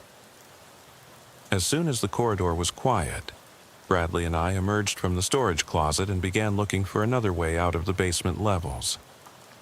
"The emergency stairs," Bradley said. "If we can get back to the stairwell, we might be able to reach the ground floor and get out of the building." But when we checked the corridor, we found that it had changed. The exit that had brought us to B6 was no longer there, replaced by more laboratory spaces that extended in directions that shouldn't have been possible within the building's original footprint. The building's reconfiguring itself, I realized. It's trapping us down here. We tried several different corridors, but each one led to more laboratories, more research areas, more evidence of the systematic imprisonment and psychological manipulation of dozens of people over the past 15 years. Finally, we found what appeared to be a maintenance area, with utility tunnels that might connect to the building's original infrastructure. The tunnels were narrow and dark, filled with pipes and electrical conduits, but they seemed to lead in the right direction. We crawled through the utility spaces for what felt like hours, following power cables and water lines that we hoped would lead us back to the main building systems. The air was thick and stifling, and several times we had to squeeze through spaces that were barely wide enough for a human body. Eventually, we emerged into a basement area that looked more like what we'd expected to find in an abandoned building. Concrete walls, rusted equipment, and the musty smell of long neglect.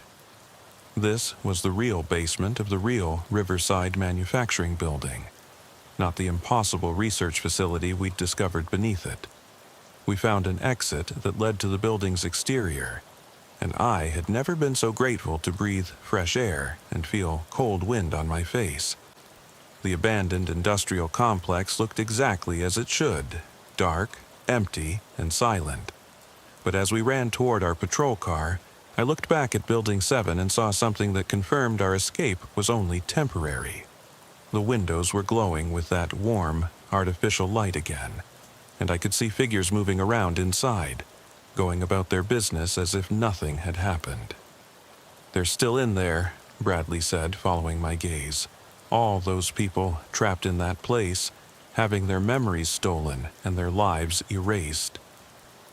We reached our patrol car and immediately called for backup, requesting every available unit plus supervisors, detectives, and federal agents if necessary. Whatever was happening at Riverside Manufacturing was far beyond anything local law enforcement could handle alone. But when the backup units arrived 20 minutes later, Building 7 was completely dark and empty. The search teams found no evidence of electrical power, no signs of recent habitation, and no trace of the sophisticated laboratory equipment we discovered in the basement levels. The building had returned to its abandoned state, as if the entire nightmare had never happened. Except for one thing, the basement levels we'd explored were gone. B4 through B7 simply didn't exist anymore. The building's foundation ended at B3, and below that was nothing but solid earth. Mass hallucination, the official report concluded, possibly caused by exposure to industrial chemicals that remained in the building after its closure. But Bradley and I knew better. We'd seen the memory modification equipment, read the files on the victims, witnessed the systematic imprisonment of dozens of people in a facility that existed partially outside normal reality. And sometimes on quiet nights when I'm patrolling Route 441, I see lights in Building 7 again. Not every night, and never when other officers are around, but often enough to know that the facility is still operating, still collecting people who get too close to the truth. I've tried going back several times, but the building is always empty when backup is present. Whatever controls that place has learned to be more careful, to only reveal itself to isolated individuals who can't prove what they've experienced. But I know that Sarah Chen is still in there, along with Frank Morrison and all the workers we met that night. They're still trapped in 2009, still having their memories altered to keep them compliant, still living the same day over and over while the outside world moves on without them. The worst part is the knowledge that this isn't unique. There are probably dozens of facilities like Riverside Manufacturing scattered across the country, hidden in abandoned buildings and forgotten places, collecting people who disappear without explanation, and adding them to populations of workers who exist outside normal time and space. I've tried researching similar cases, looking for patterns of disappearances near abandoned industrial sites. The data is there if you know how to look for it. People who vanish without trace near certain locations, buildings that show signs of activity despite being officially empty, reports of lights and sounds from facilities that shouldn't have power. But no one wants to believe it. The official response is always the same: hallucinations, hoaxes, misunderstandings. The truth is too strange, too threatening to the comfortable assumption that reality follows predictable rules. I'm still a state trooper, still patrolling the same highway, still responding to calls that range from routine to bizarre. But I'm more careful now about investigating abandoned buildings alone, more aware of the signs that suggest a place might be more than it appears. And I keep watching Building 7, waiting for the right opportunity to go back with enough evidence to prove what's happening there. Because somewhere in that impossible facility, Sarah Chen is still trying to break through her conditioning long enough to ask for help. Somewhere in that place where time doesn't work correctly, dozens of people are living the same manufactured day over and over. Their real lives stolen and their personalities rebuilt to serve purposes they can't understand or remember agreeing to. The lights are still there, glowing in windows that shouldn't have power, casting warm illumination into the darkness of an abandoned industrial complex that continues to operate 15 years after it officially closed. And sometimes, when atmospheric conditions are just right and the moon is hidden behind clouds, I can hear the sounds of machinery drifting across the empty fields from Building 7, the steady rhythm of manufacturing equipment, the distant voices of workers going about their endless shifts, and the subtle hum of technology that shouldn't exist. They're still there, still trapped, still hoping that someone will figure out how to reach them in the pocket of frozen time where they've been imprisoned. And someday, when I have the right backup and the right equipment and the right plan, I'm going back to get them out. Because some investigations never really end. They just wait for the right moment to resume, when the stars align correctly and the barriers between possible and impossible become thin enough for determined officers to push through.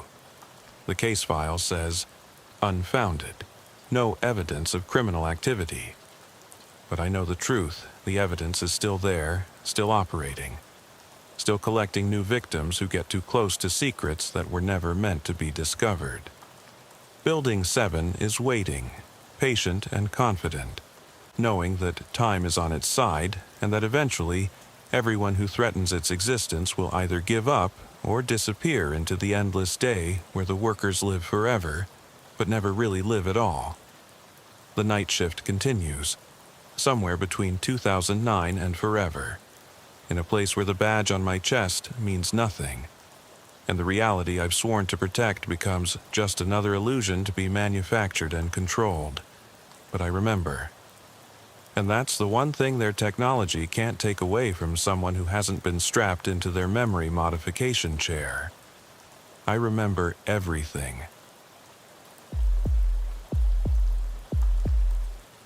What I'm about to document happened 4 months ago during what should have been a routine investigation into drug trafficking in the old subway tunnels beneath downtown. This case officially doesn't exist in our files, but 37 people are still missing, and I can't let their disappearances become just another set of unsolved cases that get filed away and forgotten. I've been working narcotics for 8 years, long enough to know that drug operations gravitate toward abandoned infrastructure like parasites seeking dark places to multiply. The old subway system beneath our city had been abandoned since the 1960s when budget cuts killed the project, leaving behind 12 miles of completed tunnels that connected to nothing and led nowhere. Over the decades, these tunnels had become a magnet for everything the surface world preferred to ignore. Homeless encampments, drug labs, illegal gambling operations, and worse. The city had made periodic attempts to seal the entrances, but new access points appeared faster than maintenance crews could close them. My partner for this investigation was Detective Ray Morrison, a veteran with 15 years in narcotics who had the kind of street knowledge that came from working every angle of the drug trade. We'd been tracking a new synthetic opioid called Ghost that was killing users faster than anything we'd seen before, and our informants kept pointing us toward the abandoned subway system. Word on the street is there's a whole operation down there, Morrison explained as we checked our equipment in the parking garage beneath police headquarters. Not just dealing, but manufacturing. Someone set up a lab in the tunnels and they're producing Ghost in quantities that suggest serious financial backing. The drug itself was unlike anything our forensics team had analyzed before.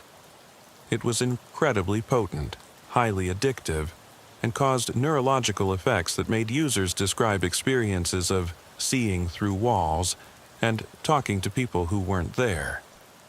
3 overdose victims had been found in impossible locations. Locked rooms with no keys, sealed storage units, and one case where a body was discovered inside a concrete pillar that had been poured around it.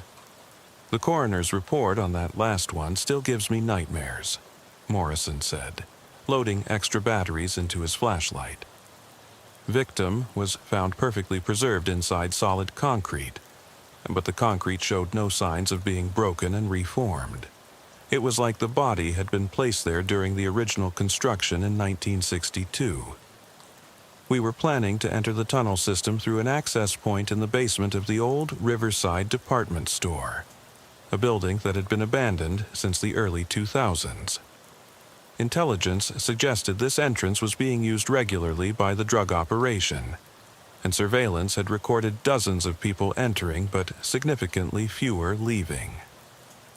Could be multiple exit points, I suggested, though Morrison's expression suggested he didn't think it was that simple.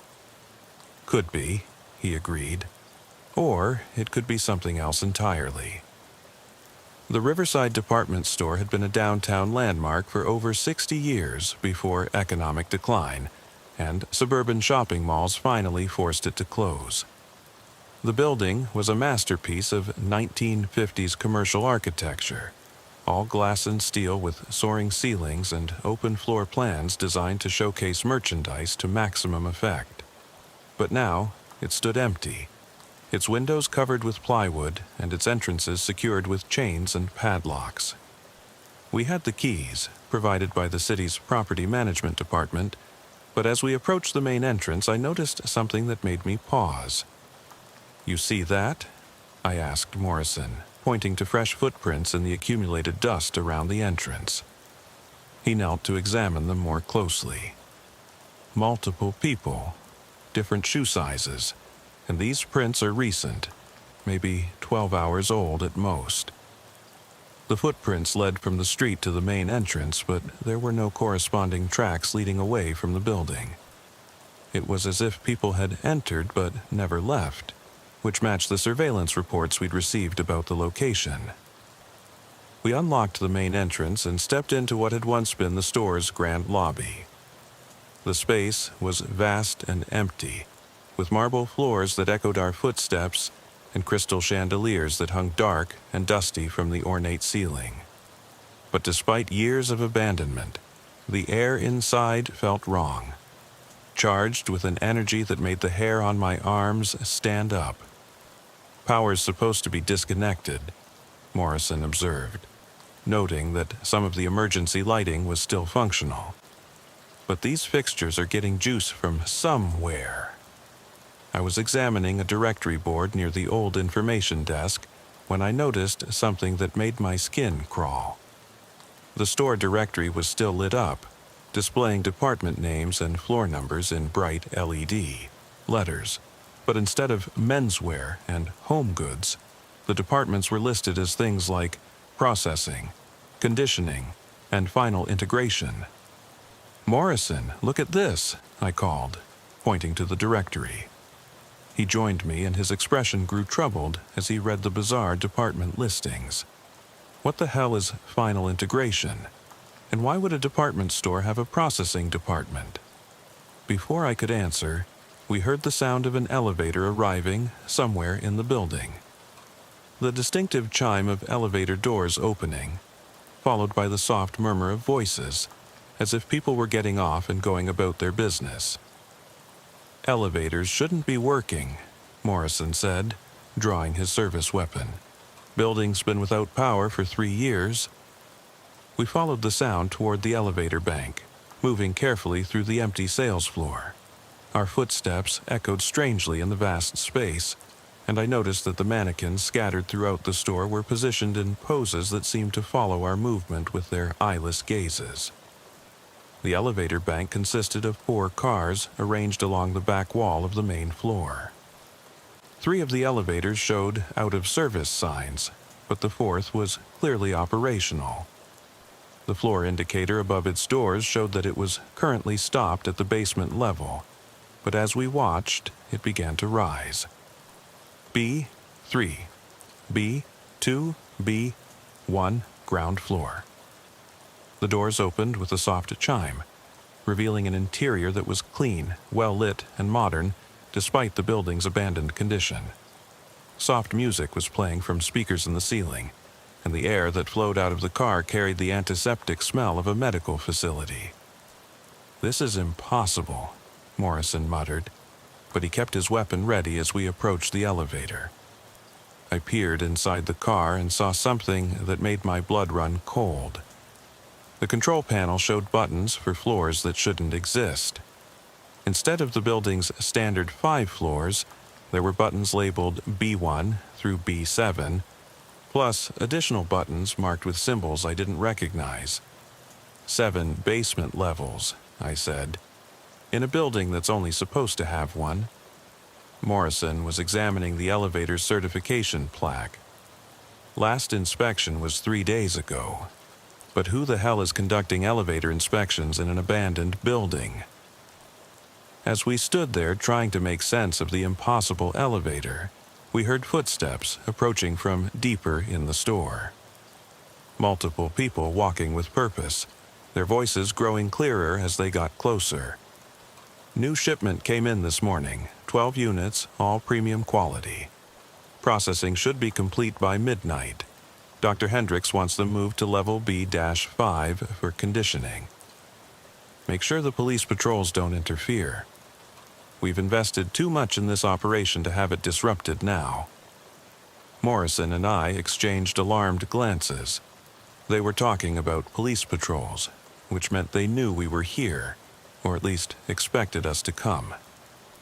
We quickly moved away from the elevator bank and took cover behind a large display case, drawing our weapons and preparing for confrontation. The voices belonged to 3 individuals in white lab coats who emerged from what appeared to be a service corridor near the old customer service desk.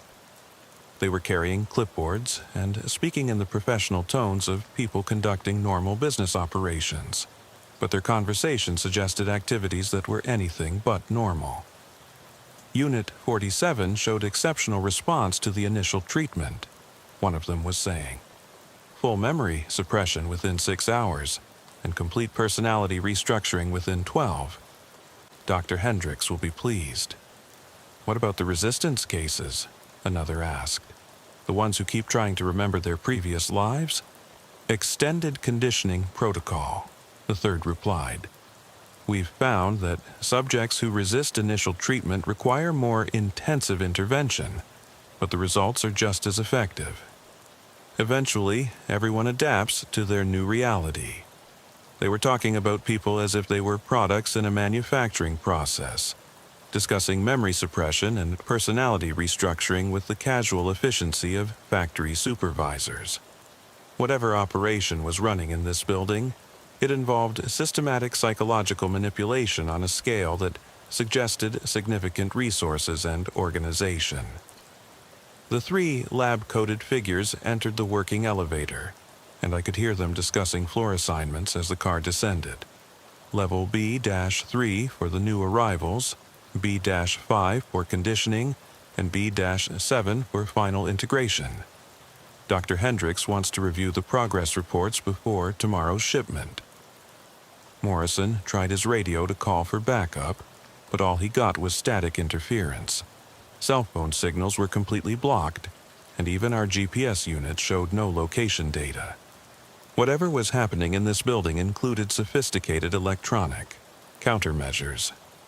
"We're on our own," he said quietly, "and we need to find out what they're doing to people down there." The elevator returned to the ground floor within minutes, its doors opening to reveal the same clean, modern interior. But now, I noticed details that I'd missed before. Scratches on the floor that looked like they'd been made by people trying to resist being moved, and what appeared to be restraint attachment points built into the walls. This elevator's designed to transport prisoners, I realized. People who don't want to be moved. Morrison was examining the control panel more closely. "Look at this. The buttons for the basement levels require a keycard to access, but the ground floor button doesn't. They want people to be able to go up, but not down," I said. unless they have authorization. That's when I noticed something lying on the elevator floor. A small piece of paper that looked like it had been dropped recently.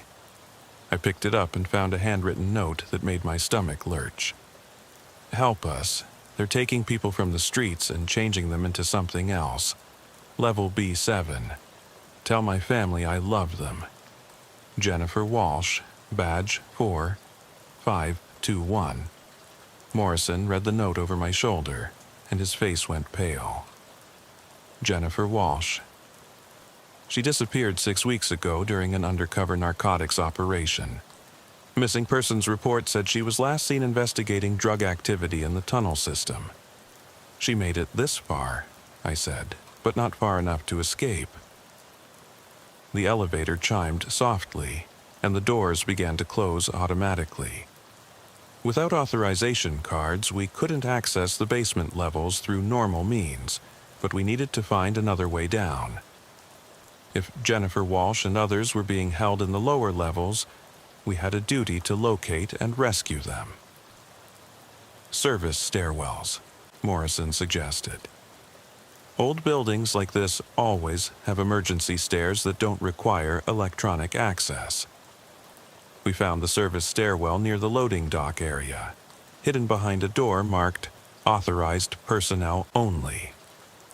The door was unlocked, and beyond it was a concrete stairwell that extended both up and down from the ground level. The stairs going up led to the building's upper floors, which appeared to be empty storage and office space, but the stairs going down were a different story entirely. They were well lit, recently cleaned, and showed clear signs of regular use. We descended slowly, checking each landing for threats or surveillance equipment. The first basement level, B1, appeared to be storage and building services, with the sounds of machinery and air handling systems that suggested active maintenance operations. B2 was different. Through the fire door's small window, I could see a corridor lined with what appeared to be holding cells or isolation rooms. Each room had a small window, and through some of them, I could see people lying on narrow beds, apparently unconscious or sedated. Processing area, Morrison whispered, reading a sign mounted near the door. New arrivals are processed on B2 before advancement to conditioning levels. B3 was labeled Initial Conditioning, and the sounds coming through the door suggested active operations. Electronic beeping, the hum of medical equipment, and occasionally human voices that sounded distressed or confused. We need to see what's happening on these levels, I said, but we can't take on an entire operation with just 2 officers. We need backup, federal agents, medical personnel. And we need to get communications working, Morrison added. Jennifer Walsh has been missing for 6 weeks. If she's still alive, we need to get her out of here. But when Morrison tried the stairwell door that should have led back to the ground floor, it wouldn't open. The handle turned, but the door seemed to be locked from the outside, trapping us in the stairwell. They know we're here, he said grimly. The whole building's designed to funnel people down into the lower levels. We had no choice but to continue descending, hoping to find another exit, or at least gather enough information to understand what we were dealing with. B4 was labeled Advanced Conditioning. B5 was Personality Integration, and B6 showed no label at all, just a red warning sign that read Authorized Personnel Only, Extreme Hazard.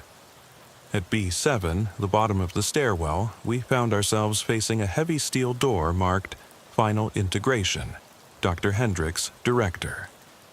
This was apparently the heart of whatever operation was running beneath the abandoned department store. The door was equipped with both a keycard reader and a numeric keypad, but when Morrison tried the handle, it opened easily. Beyond it was a corridor that looked like it belonged in a high-tech medical facility, with polished floors, fluorescent lighting, and the kind of clean, sterile atmosphere you'd find in a research hospital. But the sounds coming from the rooms along this corridor were anything but medical. Human voices, sometimes screaming, sometimes pleading, sometimes speaking in the flat, emotionless tones of people whose personalities had been fundamentally altered. "We're walking into the center of whatever this is," Morrison said, checking his weapon and spare ammunition. "Are you ready for this?" I wasn't sure anyone could be ready for what we were about to discover, but I nodded anyway. We had a job to do, and there were people in this facility who needed our help. The first room we checked contained what appeared to be a sophisticated brainwashing operation. A person was strapped into a chair surrounded by monitors, speakers, and devices that I couldn't identify. Their eyes were open but vacant, and electrodes attached to their head were feeding signals from a complex computer system. "Memory modification," Morrison said, reading information from one of the monitors.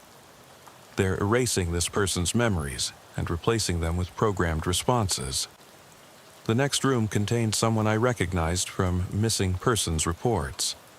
Michael Torres, a homeless man who had disappeared from downtown 2 months ago.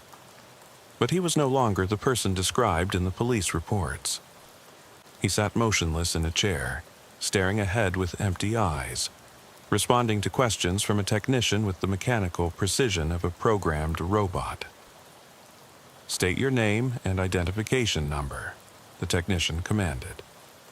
"Unit 47, Michael replied in a voice devoid of emotion, awaiting assignment to final integration protocol. "Previous identity status? Eliminated. No memory of previous existence. Ready for deployment." The technician made notes on a clipboard, apparently satisfied with Michael's responses. But when he noticed Morrison and me watching through the observation window, his expression shifted to alarm. "Security alert," he said into a wall-mounted intercom. "Unauthorized personnel on level B7. Initiate containment protocols."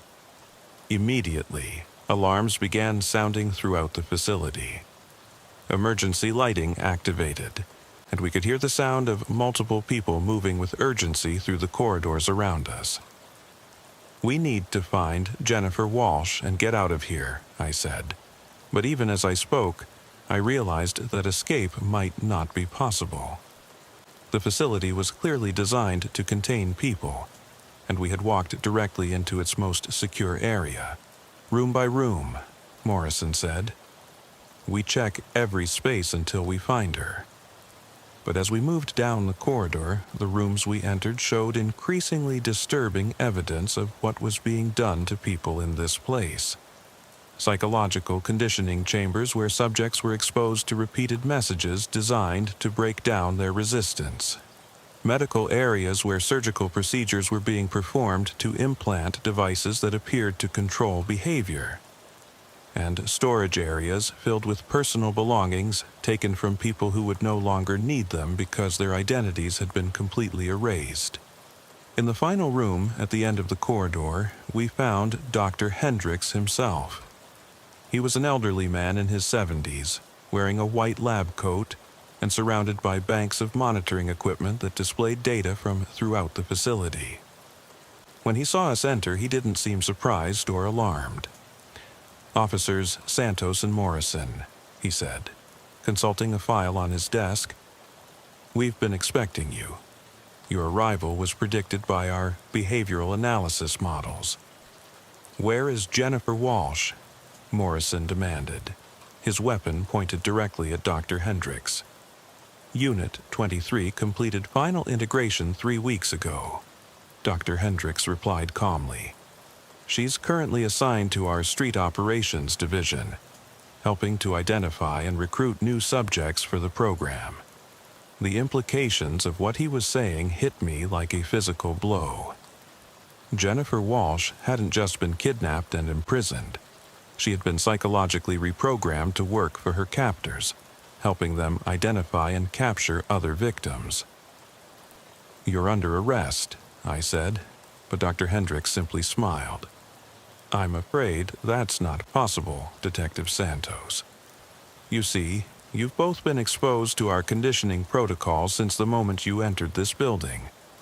The elevator music, the air circulation system, even the lighting frequencies have been carefully calibrated to begin the initial stages of personality modification. I felt a wave of dizziness wash over me, and Morrison was blinking rapidly as if trying to clear his vision.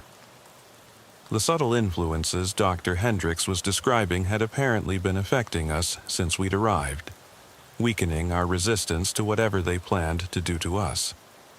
The process is quite humane, Dr. Hendricks continued, as technicians in white coats began entering the room.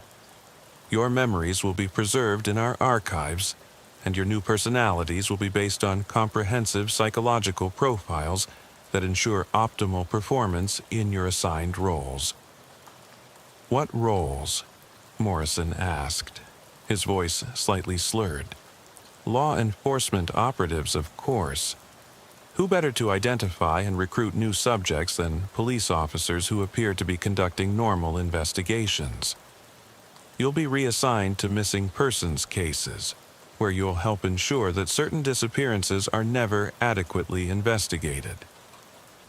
The technicians were approaching us with devices that looked like high-tech restraints, and I realized that our weapons were becoming too heavy to hold properly. Whatever they had been exposing us to was affecting our motor control and cognitive function. You can't just erase people, I managed to say, fighting against the growing lethargy. We're not erasing them, Dr. Hendricks corrected. We're improving them, removing the chaos and unpredictability that makes human behavior so inefficient. Our subjects become exactly what they need to be, nothing more, nothing less. As the technicians fitted the restraints around our wrists, I caught sight of a monitor that showed the upper levels of the building. The abandoned department store was bustling with activity, filled with people who moved with the same mechanical precision I'd seen in Michael Torres. Former missing persons cases, all of them reprogrammed to serve the operation that had captured them. How many? Morrison asked, still fighting the effects of whatever they had drugged us with. Over 200 successful integrations in the past 5 years, Dr. Hendricks said proudly. Police officers, social workers, federal agents, journalists who were getting too close to the truth. All of them now contributing to our mission instead of opposing it. As they wheeled us toward what appeared to be the conditioning chambers, I saw her. Jennifer Walsh, standing near a monitoring station, wearing the same white lab coat as the other technicians. But her face was blank, emotionless, showing no recognition when she looked at Morrison and me. Unit 23, Dr. Hendricks called to her. Please prepare the personality suppression protocols for our new arrivals. Yes, Doctor, Jennifer replied in the same flat tone I'd heard from Michael Torres, initiating suppression sequence for law enforcement subjects. She began adjusting controls on a complex console, and I realized that she was about to perform the same procedure on us that had been performed on her. The police officer who had come here to investigate drug trafficking was now actively participating in the destruction of other officers' identities. Jennifer, I said, hoping that some part of her original personality might still exist beneath the programming. I know you're in there. Fight it. For just a moment, her movements hesitated. A flicker of confusion passed across her face, and she looked at me with something that might have been recognition. I remember, she whispered. But then Dr. Hendricks spoke sharply. Unit 23, you will complete the preparation sequence immediately. Jennifer's expression went blank again, and she resumed her work on the controls. Yes, Doctor. Preparation sequence proceeding normally. As they strapped me into the conditioning chair, I felt electrodes being attached to my head and arms. Monitors around the room began displaying my vital signs and what appeared to be brain activity patterns. In a few minutes, Detective Maria Santos would cease to exist, replaced by a programmed operative whose only purpose was to serve Dr. Hendricks' organization. But just as the conditioning sequence was about to begin, The facility's alarm system activated again. Not the security alert we'd triggered earlier, but a different alarm that seemed to indicate external threat. Federal agents are entering the building, Avo always announced over the intercom. All units to defensive positions. Initiate emergency protocols. Dr. Hendricks looked troubled for the first time since we'd met him. Impossible. Our intelligence assets indicated no federal investigation. Doctor, one of the technicians called from a monitoring station. We're showing multiple law enforcement vehicles surrounding the building. DEA, FBI, and local SWAT units. I felt a surge of hope. Somehow, backup had arrived, though I couldn't understand how they'd found us when our communications had been blocked.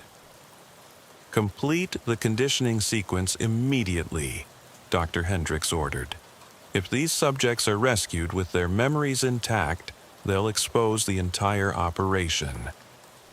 But before the technicians could activate the conditioning equipment, the lights went out. Emergency power kicked in a few seconds later, but the brief blackout had apparently disrupted their computer systems.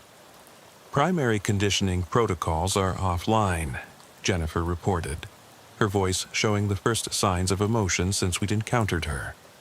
I can't remember how to restart them. Manual procedures, Dr. Hendricks snapped, but it was too late. The confusion caused by the power interruption had given Jennifer's suppressed personality a chance to resurface, and she was looking around the room with growing awareness of what she was doing. "Oh my God," she whispered, staring at the conditioning chair where I was strapped down. "What have I been doing? What have they made me do?" She began frantically working the controls, but now she was trying to shut down the system rather than activate it. "I'm a police officer," she said, her voice growing stronger. "Detective Jennifer Walsh, Metro PD. I came here to investigate drug trafficking, and they changed me into something else." The sounds of gunfire and shouting were getting closer as federal agents fought their way through the building's security systems. Dr. Hendricks was speaking urgently into a handheld radio, apparently coordinating some kind of evacuation or destruction protocol. "Initiate data purge," he commanded. "All subject files, conditioning protocols, everything. We cannot allow this research to fall into government hands." Jennifer finished releasing my restraints and moved to help Morrison. "We have to get out of here," she said. "There are explosive charges throughout the facility. If they trigger them, everyone in the building will be killed." But as we tried to leave the conditioning chamber, we found that the corridors were filled with the reprogrammed subjects, all of them moving with mechanical precision to defensive positions throughout the facility. They were armed and apparently programmed to defend the operation that had enslaved them, even at the cost of their own lives. "They're not responsible for their actions," Jennifer warned, as we encountered a group of former missing persons who were now blocking our escape route. "Their personalities have been completely replaced. They'll kill us without hesitation if their programming tells them to." Morrison tried reasoning with them, identifying himself as a police officer and ordering them to stand down. But their response was immediate and violent. They opened fire without warning, forcing us to take cover behind medical equipment in one of the conditioning rooms. We can't fight our way through them, I realized. There are too many, and they're not going to respond to anything except their programming. "The federal agents," Jennifer said. "If we can reach them, maybe they can help us get these people out before the building is destroyed." But reaching the federal agents meant fighting through dozens of reprogrammed subjects who would kill anyone they perceived as a threat to their mission. And we were running out of time, as the sounds of systematic destruction suggested that Dr. Hendricks was implementing his data purge protocol. That's when Morrison had an idea that was either brilliant or suicidal. The conditioning equipment, If they used it to reprogram these people, maybe we can use it to reverse the process. Jennifer shook her head. It's not that simple. The personality suppression process causes permanent neurological changes. Even if we could access the original memories, there's no guarantee we could restore them. But we have to try, Morrison insisted. We can't just leave them like this. As federal agents fought their way down from the upper levels and explosions began rocking the lower sections of the facility, Jennifer worked frantically with the conditioning equipment, trying to find a way to reverse the programming that had enslaved over 200 people. I think I found something, she said, pointing to a complex array of controls. There's a master override protocol, probably designed for emergency situations. It might be able to disrupt the conditioning signals throughout the entire facility. Do it, I said, but Jennifer hesitated. If this works, all the reprogrammed subjects will suddenly remember who they really are. The shock of realizing what's been done to them, what they've been forced to do. Some of them might not survive the psychological trauma. It was an impossible choice. Leave them programmed and enslaved, or risk their sanity and lives in an attempt to restore their true identities. But as explosions continued to rock the building and gunfire echoed through the corridors, we realized that doing nothing would mean certain death for everyone. Do it, Morrison said. Give them a chance to be themselves again, even if it's only for a few minutes. Jennifer activated the override protocol, and immediately, every monitor in the facility showed the same message. Emergency personality restoration. All conditioning protocols suspended. The effect was instant and dramatic. Throughout the building, we could hear the voices of people crying out in confusion, fear, and recognition as their true memories returned. The mechanical precision of their movements gave way to human emotion, and the sounds of conflict began to change as former victims realized what had been done to them. Federal agents, this is Detective Maria, Santos Metro PD. I shouted into my radio, hoping that the communications blackout had been lifted with the rest of the facility's systems. We have over 200 victims of psychological conditioning in the basement levels. They're going to need immediate medical and psychiatric care. The response came back immediately. Roger that, Detective Santos. Medical units are standing by. Can you provide a safe corridor for evacuation? But even as federal agents began reaching the lower levels and coordinating the rescue of the facility's victims, I knew that the real work was just beginning. 200 people would need to rebuild their lives after having their identities stolen and their minds enslaved. Some of them had been missing for years, and their families had given up hope of ever seeing them again. Dr. Hendricks was captured trying to escape through a utility tunnel, but his research data had been largely destroyed in the explosion that devastated the upper levels of the building. Whatever techniques he had developed for memory suppression and personality modification would hopefully die with his operation. Jennifer Walsh spent 6 months in psychiatric care, working to integrate her restored memories with the artificial personality that had been imposed on her. When she finally returned to duty, she was assigned to a new task force focused on investigating similar operations that might exist in other locations. This wasn't unique, she told me during one of our briefings. Dr. Hendricks mentioned research facilities in other cities, other operations that were using his techniques for different purposes. We barely scratched the surface of what's out there. The official reports classified the incident as a case of kidnapping and unlawful detention involving experimental psychological manipulation. Most of the details were sealed under national security protocols, and the media coverage focused on the rescue operation rather than the true scope of what had been discovered. But I know that somewhere, in other abandoned buildings and forgotten places, similar operations continue to function, collecting people who won't be missed, erasing their identities and turning them into programmable assets for purposes we can only imagine. The victims we rescued are slowly rebuilding their lives, but the psychological scars will never fully heal. They remember being reduced to numbers, having their personalities deleted and replaced with artificial constructs designed to serve their captors' purposes. And sometimes, late at night when I'm working missing persons cases, I wonder about the people who disappear without explanation. Are they really gone? Or are they still out there somewhere, walking around with different names and altered memories, serving masters they can't even remember agreeing to serve? The abandoned department store was demolished 6 months after the raid, but the tunnels beneath it remain. And sometimes, when I drive past that empty lot, I think about the 200 people who were trapped in those underground chambers, their minds stolen and their lives erased, until a chance power failure gave them a moment to remember who they really were. The case file says, closed. Suspects apprehended, victims recovered. But I know the truth. This was just one operation in a network that spans the country, collecting human beings like commodities and processing them into something that serves a purpose we still don't fully understand.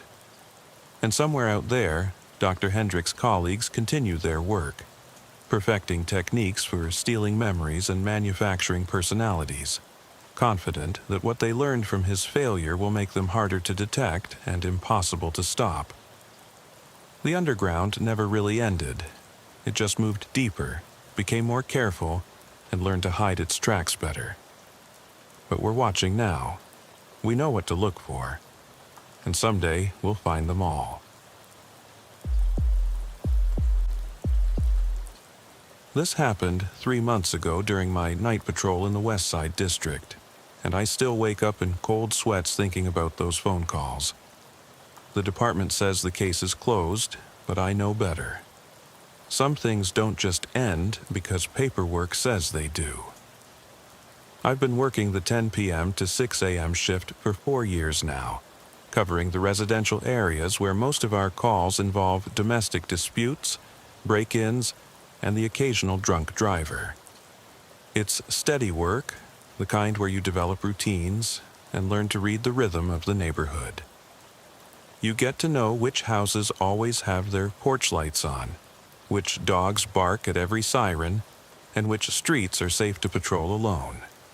The West Side District is mostly working-class families in houses built during the 1970s housing boom. Tree-lined streets, well-maintained lawns, the kind of neighborhood where kids still ride their bikes after dark and neighbors know each other's names. Not the sort of place where you expect to encounter something that makes you question everything you thought you knew about human nature. It started on a Tuesday night in September with what seemed like a routine 911 call. Dispatch came through my radio at 11:47 p.m. with a domestic disturbance report at 1247 Maple Avenue. The caller had hung up before providing details, but the address was in my patrol area, so I responded immediately. Unit 23, en route to 1247 Maple Avenue for domestic disturbance. I radioed to dispatch. ETA 3 minutes. Copy that, Unit 23. Be advised, caller sounded distressed but disconnected before providing information about the nature of the disturbance. I pulled up to 1247 Maple Avenue expecting to find the usual scenario. Raised voices, maybe some broken furniture. Neighbors complaining about the noise. The house was a modest 2-story colonial with a small front yard and a driveway that held a single sedan. Porch light was on, but the rest of the house was dark. I approached the front door and knocked 3 times, following standard protocol. Police department responding to a 911 call. No answer. No sounds of argument or distress from inside. I knocked again, louder this time. Hello? Anyone home? This is Officer Park with Metro Police. Still nothing. I walked around the perimeter of the house, checking windows and looking for signs of forced entry or disturbance. Everything appeared normal, secure, undisturbed. The caller might have been at the wrong address, or the situation might have resolved itself before I arrived.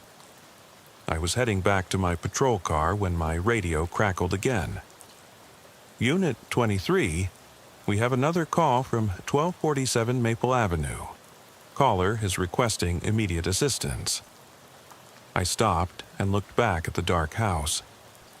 Dispatch, I'm still on scene at 1247 Maple. House appears empty. No response to my presence. Did the caller provide any additional information? Negative, Unit 23.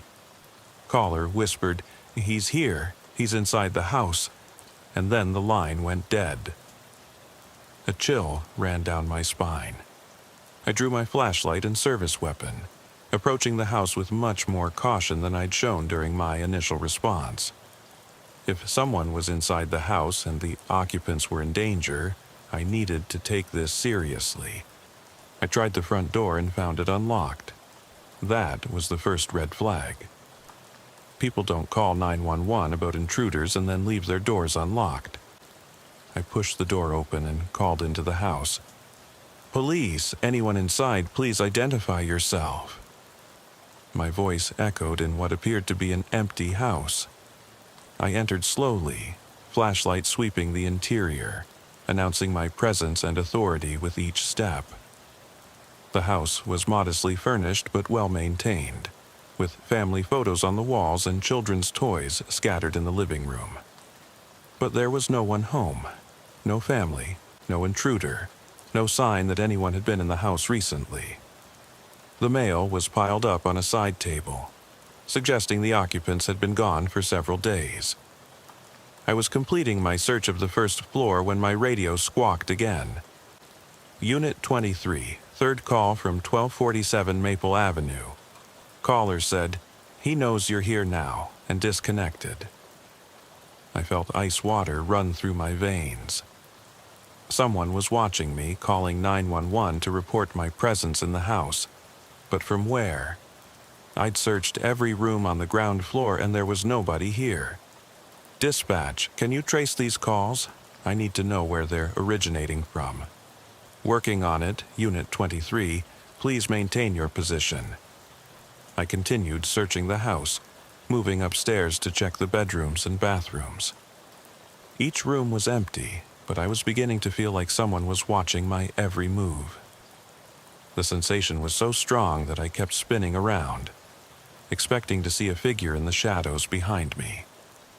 The master bedroom was at the end of the hallway, its door standing slightly ajar. I approached it carefully, weapon ready, and pushed the door open with my flashlight. The room was empty, but something was wrong. The bed was made, but there was an indentation in the covers as if someone had been lying there recently. And on the nightstand was a cordless phone, its base station blinking with an active call indicator. As I approached the phone, it rang. I stared at it for 3 rings before picking it up. "Hello?" "Officer Park." The voice was male, calm, and somehow familiar, despite the fact that I was certain I'd never heard it before. "You shouldn't be in my house." "Who is this?" "Are you the homeowner?" "I'm someone who's been waiting for you to arrive. I've been watching you search my house, and I have to say, your technique is quite thorough." I looked around the room, trying to locate where he might be hiding. "Sir, I need you to show yourself. I'm responding to 911 calls that appear to have originated from this location." "Oh, those calls definitely originated from this location. I made them specifically to bring you here." The line went dead. I immediately called dispatch. "This is Unit 23. I've made contact with the caller." Male voice, claims to be the homeowner, says he's been watching me search the house. But I can't locate him anywhere on the premises. Copy that, Unit 23. Backup is en route, ETA 5 minutes. Can you maintain contact with the caller? Before I could respond, the phone rang again. I answered immediately. "Where are you?" I demanded. "I'm everywhere in this house, Officer Park. I'm in the walls, in the shadows, in the spaces between what you can see and what you can't see." "That's not an answer. Show yourself, or I'm going to assume you're an intruder and treat this as a hostile situation." "Hostile? No, Officer Park. This isn't hostile at all. This is intimate. I know so much about you. 4 years on the force, divorced last year. Apartment on the south side of town. You drive a blue Honda Civic when you're off duty, and you stop at Murphy's Diner for coffee every morning before going home." My blood ran cold. Those were details about my personal life that weren't available to the general public. "How do you know that?" "I've been studying you, Officer Park, watching your routines, learning your habits. You're a very predictable person, which makes you perfect for what I have planned." The line went dead again, but this time I could hear footsteps somewhere in the house. Not the sound of someone walking normally, but a deliberate, measured pace that seemed to be moving through areas I'd already searched. I left the master bedroom and followed the sound, but it always seemed to stay just ahead of me, leading me through the house like a game of cat and mouse. Every time I thought I was getting close, the footsteps would stop, and then start up again in a different part of the house. My backup arrived as I was searching the basement, their car lights flashing through the small windows near the ceiling. Officers Jenny Martinez and Tom Bradley entered through the front door, and I could hear them conducting their own search of the areas I'd already covered. "Park, where are you?" Martinez called. "Basement, still searching for the caller." The phone in my hand rang again. I answered it before the first ring finished. "Your friends are here," the voice said. "That's unfortunate. I was hoping we could have more time alone together. We can have all the time you want if you just show yourself." "But that would spoil the surprise, Officer Park. You see, this isn't really about finding me. This is about understanding that I can reach anyone, anywhere, anytime I choose. Tonight it's you. Tomorrow it might be Officer Martinez. Next week it could be Officer Bradley." I could hear Martinez and Bradley moving through the house above me, their radios crackling as they coordinated their search. But I was focused entirely on the voice on the phone, trying to understand what kind of person I was dealing with. "What do you want?" I asked. "I want you to understand that the illusion of safety you carry around is exactly that. An illusion. You think your badge protects you, that your training makes you prepared for anything. But you're not prepared for me. Try me. Look behind you." I spun around, weapon raised, but the basement was empty. Just concrete walls, exposed ceiling joists, and the mechanical equipment that serviced the house. "There's nothing here," I said into the phone. "Check the furnace." I approached the furnace cautiously, keeping the phone pressed to my ear. It was an older gas unit, probably installed when the house was built. But as I got closer, I could smell something wrong. Not the clean smell of natural gas, but something organic and putrid. "Open the access panel," the voice instructed. "I'm not following your orders. Open the access panel, or I'll make another call. This time to Officer Martinez's cell phone. Would you like to know her personal number?" He rattled off a 10-digit number that I recognized as Martinez's personal cell. Information. That should have been confidential department data. I holstered my weapon and opened the furnace access panel. Inside, where the gas jets should have been, was a human hand. Severed at the wrist, wearing a wedding ring, and preserved well enough to suggest it hadn't been there very long. "Jesus Christ," I breathed into the phone. "That belonged to the previous homeowner," the voice said conversationally. "Mr. Robert Chen, age 43, married with 2 children. He thought his home security system would protect his family. He was wrong."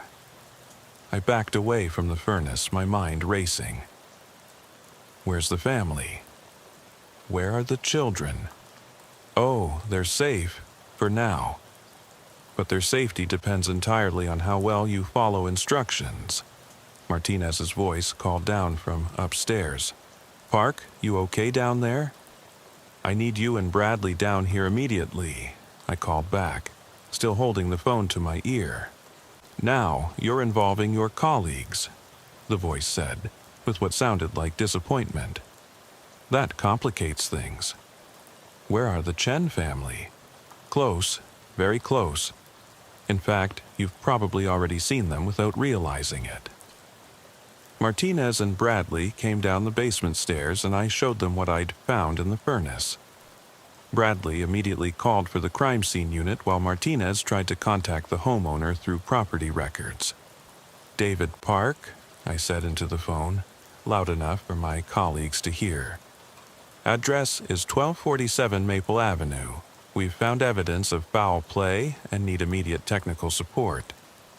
But I wasn't talking to dispatch. I was talking to the voice on the phone, trying to establish the facts of the situation for my backup while maintaining contact with our suspect. Very clever, Officer Park, but you should know that your crime scene unit won't find what they're looking for. I'm much more careful than that. Martinez looked at me strangely. Who are you talking to? I held up the phone. Suspect called 911 to lure me here. He's been providing information about the location of evidence. Suspect is still on the line?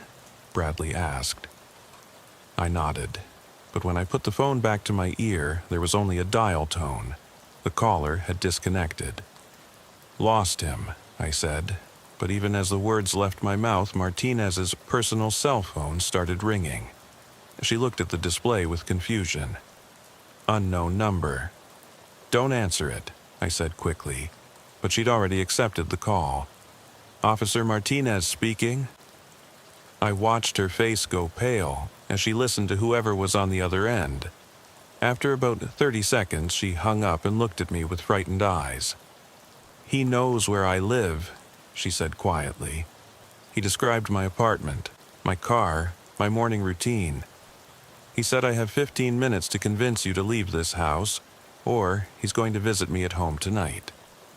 Bradley was calling for additional backup and requesting priority response from the detective division, but I knew that wouldn't help us. Whoever we were dealing with had resources and information that suggested this was much more than a simple home invasion gone wrong. What did he tell you? I asked Martinez. He said to tell you that the Chen family is in the walls, that's all. The Chen family is in the walls. We spent the next 2 hours systematically searching every inch of the house, looking for hidden spaces or concealed areas where people might be hidden. The crime scene unit found traces of blood in multiple locations, but no bodies and no obvious signs of where the family might have been taken. But as we were preparing to expand our search to the surrounding area, I noticed something that made my skin crawl. The family photos I'd seen earlier, the ones scattered throughout the house, showing the Chen family at various stages of their lives, were different now. In every photograph, the family members appeared to be looking directly at the camera with expressions of terror and desperation. Children who had been smiling in playground photos now looked like they were screaming for help. Parents who had been posing happily at family gatherings now appeared to be reaching toward the viewer with desperate, pleading gestures. Martinez, look at these photos, I said, pointing to a family portrait hanging in the living room. She studied it carefully. What am I looking for? The expressions, don't they look different to you? She examined the photograph more closely, then shook her head. They look normal to me. Happy family, professional portrait. Why? I stared at the photo, seeing the same terrified expressions that had made my blood run cold moments earlier. But apparently, I was the only one who could see them that way. My radio crackled with a call from dispatch. Unit 23, we've received another call requesting your presence at 1247 Maple Avenue. Caller specifically asked for Officer David Park. I'm already on scene at that location, I responded. Copy that, Unit 23. Caller said to tell you that visiting hours are almost over. Bradley and I exchanged glances. Did dispatch get a trace on that call? Negative, came the response. Call appears to have originated from a landline at 1247 Maple Avenue. I looked at the cordless phone I'd been using earlier. It was sitting on the kitchen counter where I'd left it, but the base station was now showing an active call indicator. I picked up the handset. Officer Park. Time's running out, the familiar voice said. Your colleagues are starting to understand that this situation is beyond their expertise. Soon, they'll call for federal assistance, and then everything becomes much more complicated. What do you want? I want you to understand that there are people in this world who exist in the spaces between normal reality and nightmare. People who can reach into your life and rearrange it according to their desires. Are you holding the Chen family? I'm not holding them, Officer Park. I'm preserving them. They exist now in a state where they can never be hurt, never be lost, never be forgotten. They're part of something larger than their individual lives. Where are they? Look up. I raised my eyes to the ceiling, and for just a moment I thought I saw faces pressed against the drywall from the inside. The faces of the Chen family looking down at me with expressions of terror and desperate hope. But when I blinked, there was nothing there except ordinary ceiling tiles. You're losing your mind, Martinez said, watching my reaction to something she couldn't see. The walls, I said, remembering what the caller had told Martinez earlier. He said they're in the walls. We spent another hour examining the walls throughout the house, using electronic devices to detect hollow spaces and temperature variations that might indicate concealed areas. But the house's construction was solid, with no hidden rooms or passages that could conceal 3 people. As dawn approached and our shift neared its end, I realized that we weren't going to find the Chen family through conventional search methods. Whatever had happened to them was beyond the scope of normal police work. I'm staying here, I told Martinez and Bradley as they prepared to turn the scene over to the day shift. I need to maintain contact with the caller. David, you've been here for 7 hours, Martinez said. You need rest, and you need perspective. Let the detectives handle it from here. But I knew that the detectives would treat this as a standard missing persons case, looking for logical explanations and following conventional investigative procedures. They wouldn't understand that we were dealing with something that operated outside the rules of normal reality. As my colleagues left, I sat in the Chen family's living room with the cordless phone in my hand, waiting for it to ring again. The house felt different now, charged with an energy that made my skin crawl and my mind race with possibilities I didn't want to consider. At 6:15 a.m., just as the sun was beginning to rise, the phone rang. Officer Park. Still here, I see. I'm not leaving until I find the Chen family. You've already found them. You just don't understand what you're seeing. Explain it to me. They exist now in the space between dimensions, between reality and possibility. They're alive, but not in any way that your physical world can accommodate. They can see you, hear you, but they can't reach you any more than you can reach them. That's impossible. Is it? You've seen their faces in the photographs, in the ceiling, in reflections that shouldn't exist. Your mind is trying to process something that transcends normal sensory experience. I looked around the room, and this time I didn't just see faces in the ceiling. I could see the entire Chen family standing in the corners of the room, translucent and shimmering like heat mirages, watching me with expressions that mixed hope and desperation. There are others, the voice continued. Families who have vanished from their homes without a trace, leaving behind only the impression that something impossible has happened. Police investigate, find no evidence of conventional crime, and eventually file the cases as unsolved mysteries. How many others? Dozens, maybe hundreds.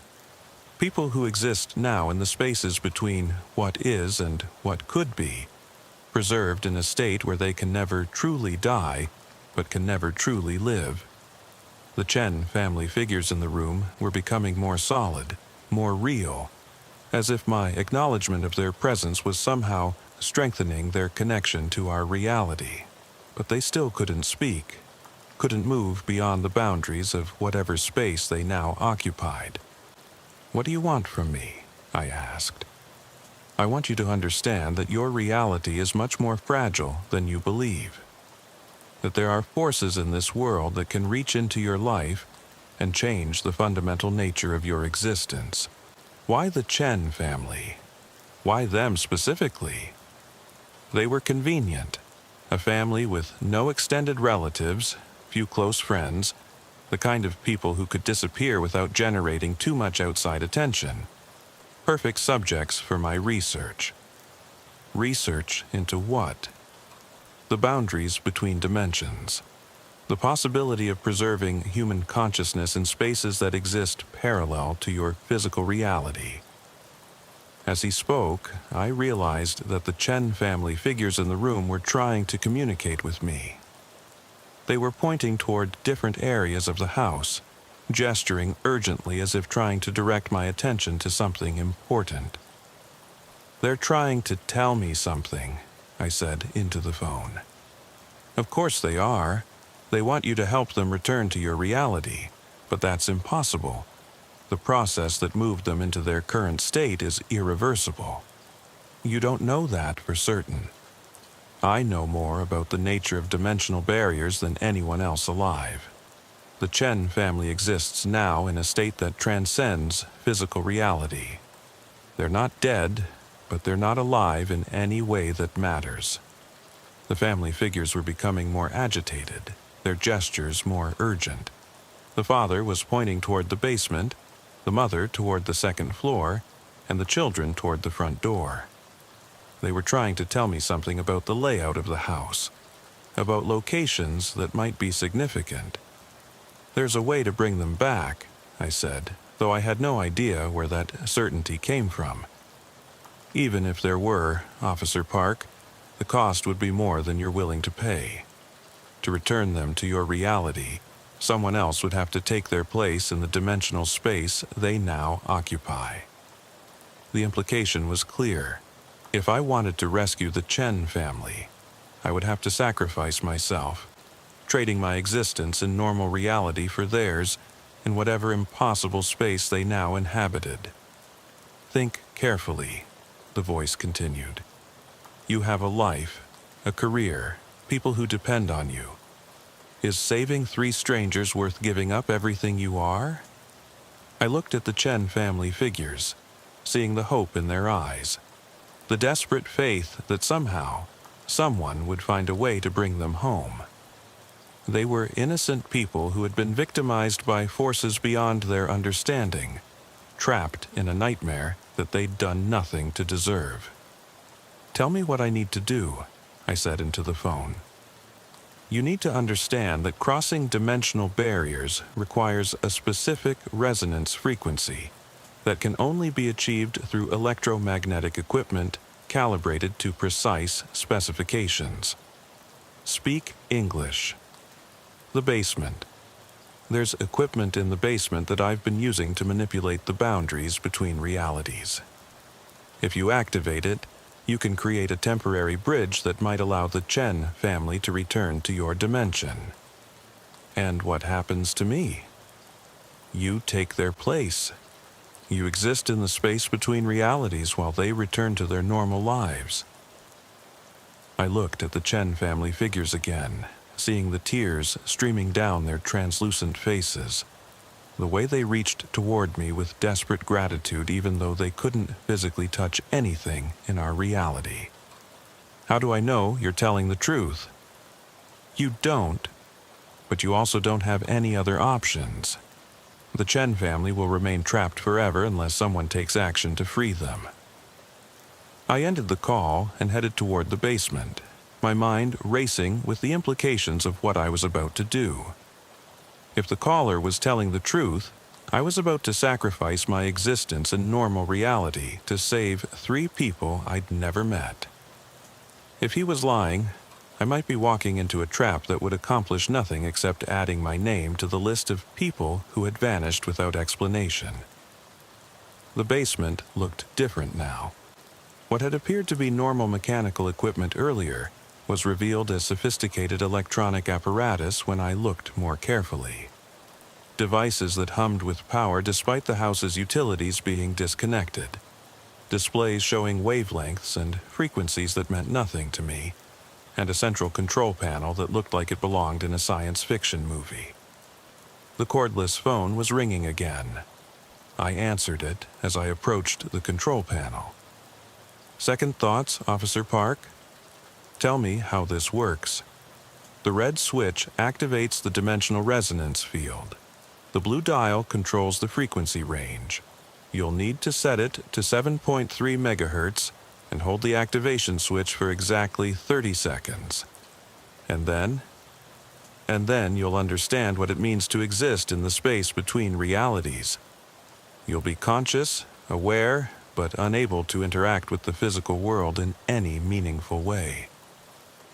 I could see the Chen family figures more clearly now, standing at the bottom of the basement stairs, watching my every move with expressions that mixed hope and terror. They knew what I was, contemplating, and they understood the cost I would pay for their freedom. Is there any way back? I asked. Theoretically, yes. If someone else discovered the equipment and was willing to take your place, you could return to normal reality. But the chances of that happening are essentially 0. I placed my hand on the red activation switch, feeling the vibration of whatever energy was flowing through the equipment. In a few seconds, I would cease to exist in any meaningful way, preserved only as a consciousness trapped in a space that couldn't sustain normal human life. Officer Park. The voice on the phone was different now, gentler, almost pleading. You don't have to do this. You can walk away, file a report about missing persons, and let the case become just another unsolved mystery. No, I said, I can't do that. I set the blue dial to 7.3 megahertz and pressed the red activation switch. The world exploded into light and sound that transcended anything I'd ever experienced. Every atom in my body felt like it was being pulled apart and rearranged according to principles that had nothing to do with normal physics. I could see colors that didn't exist, hear sounds that had no source, feel sensations that my nervous system wasn't designed to process. And then, silence. I was standing in the basement, but everything was different. The equipment was still there, but it looked old and abandoned, covered with dust and cobwebs as if it hadn't been used in decades. The Chen family was gone, returned to their normal reality, while I remained trapped in the space they had occupied. I could see the basement, the house, the street outside, but I couldn't interact with any of it.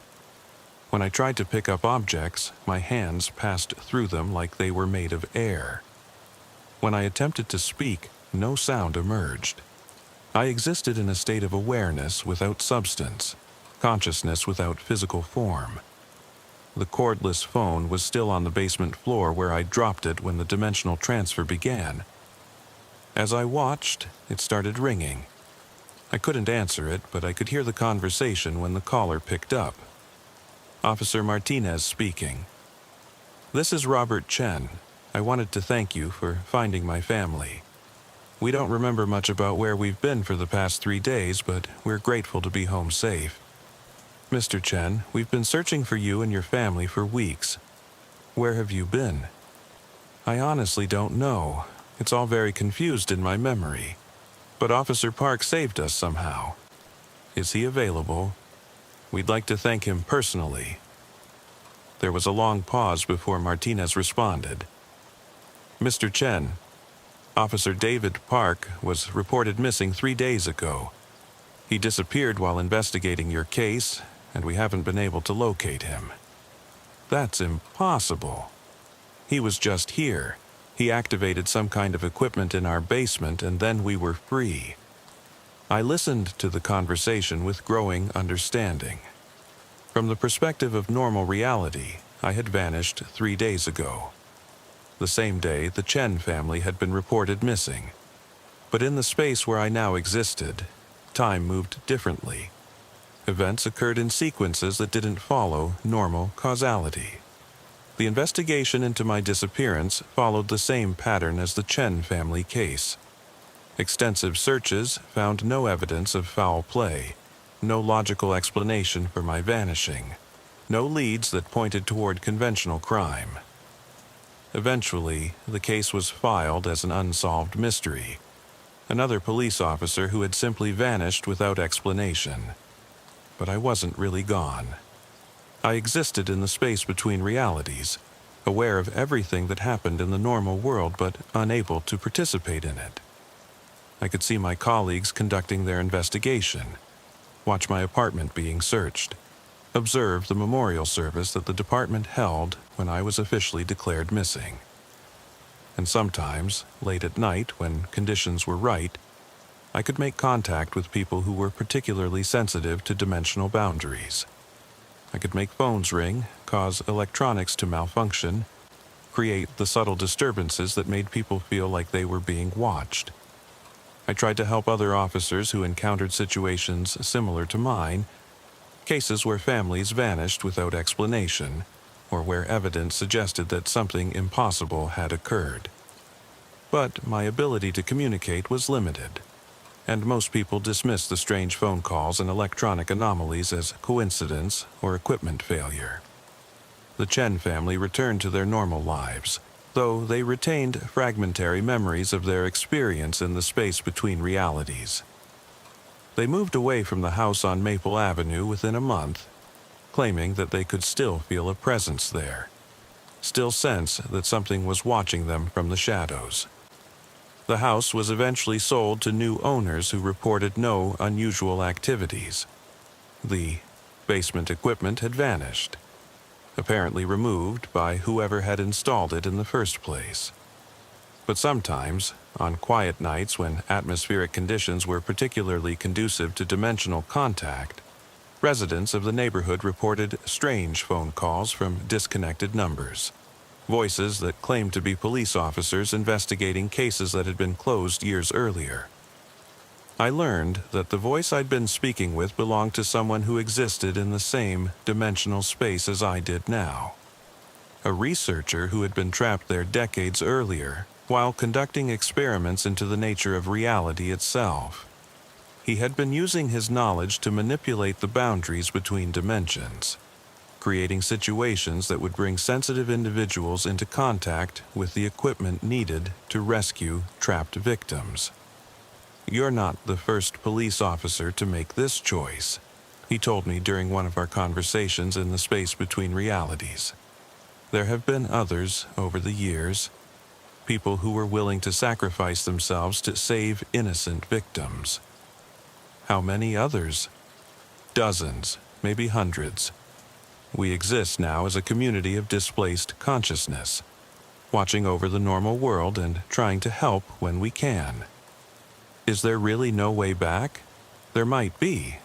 If someone discovered the principles behind dimensional manipulation and was willing to risk everything to rescue us, it might be possible to return multiple consciousness streams to normal reality simultaneously. But the chances are essentially zero. The chances are whatever we make them. Every time we successfully guide someone to rescue trapped victims, we create the possibility that they might develop the knowledge and resources needed to help us return. So I continue to exist in the space between realities, watching over the normal world and waiting for the opportunity to help other officers who encounter cases that transcend conventional explanation. Sometimes I can make contact, provide information, guide investigations toward the equipment or knowledge needed to rescue dimensional prisoners. And sometimes, when conditions are perfect and the barriers between realities become thin enough, I can make phone calls to the living world. Brief conversations with people who are sensitive enough to hear my voice, strong enough to accept impossible truths, and brave enough to risk everything to help others. The case file for Officer David Park lists his status as missing, presumed dead. But I'm not dead. I exist in a state that transcends normal definitions of life and death, consciousness without physical form, awareness without substance.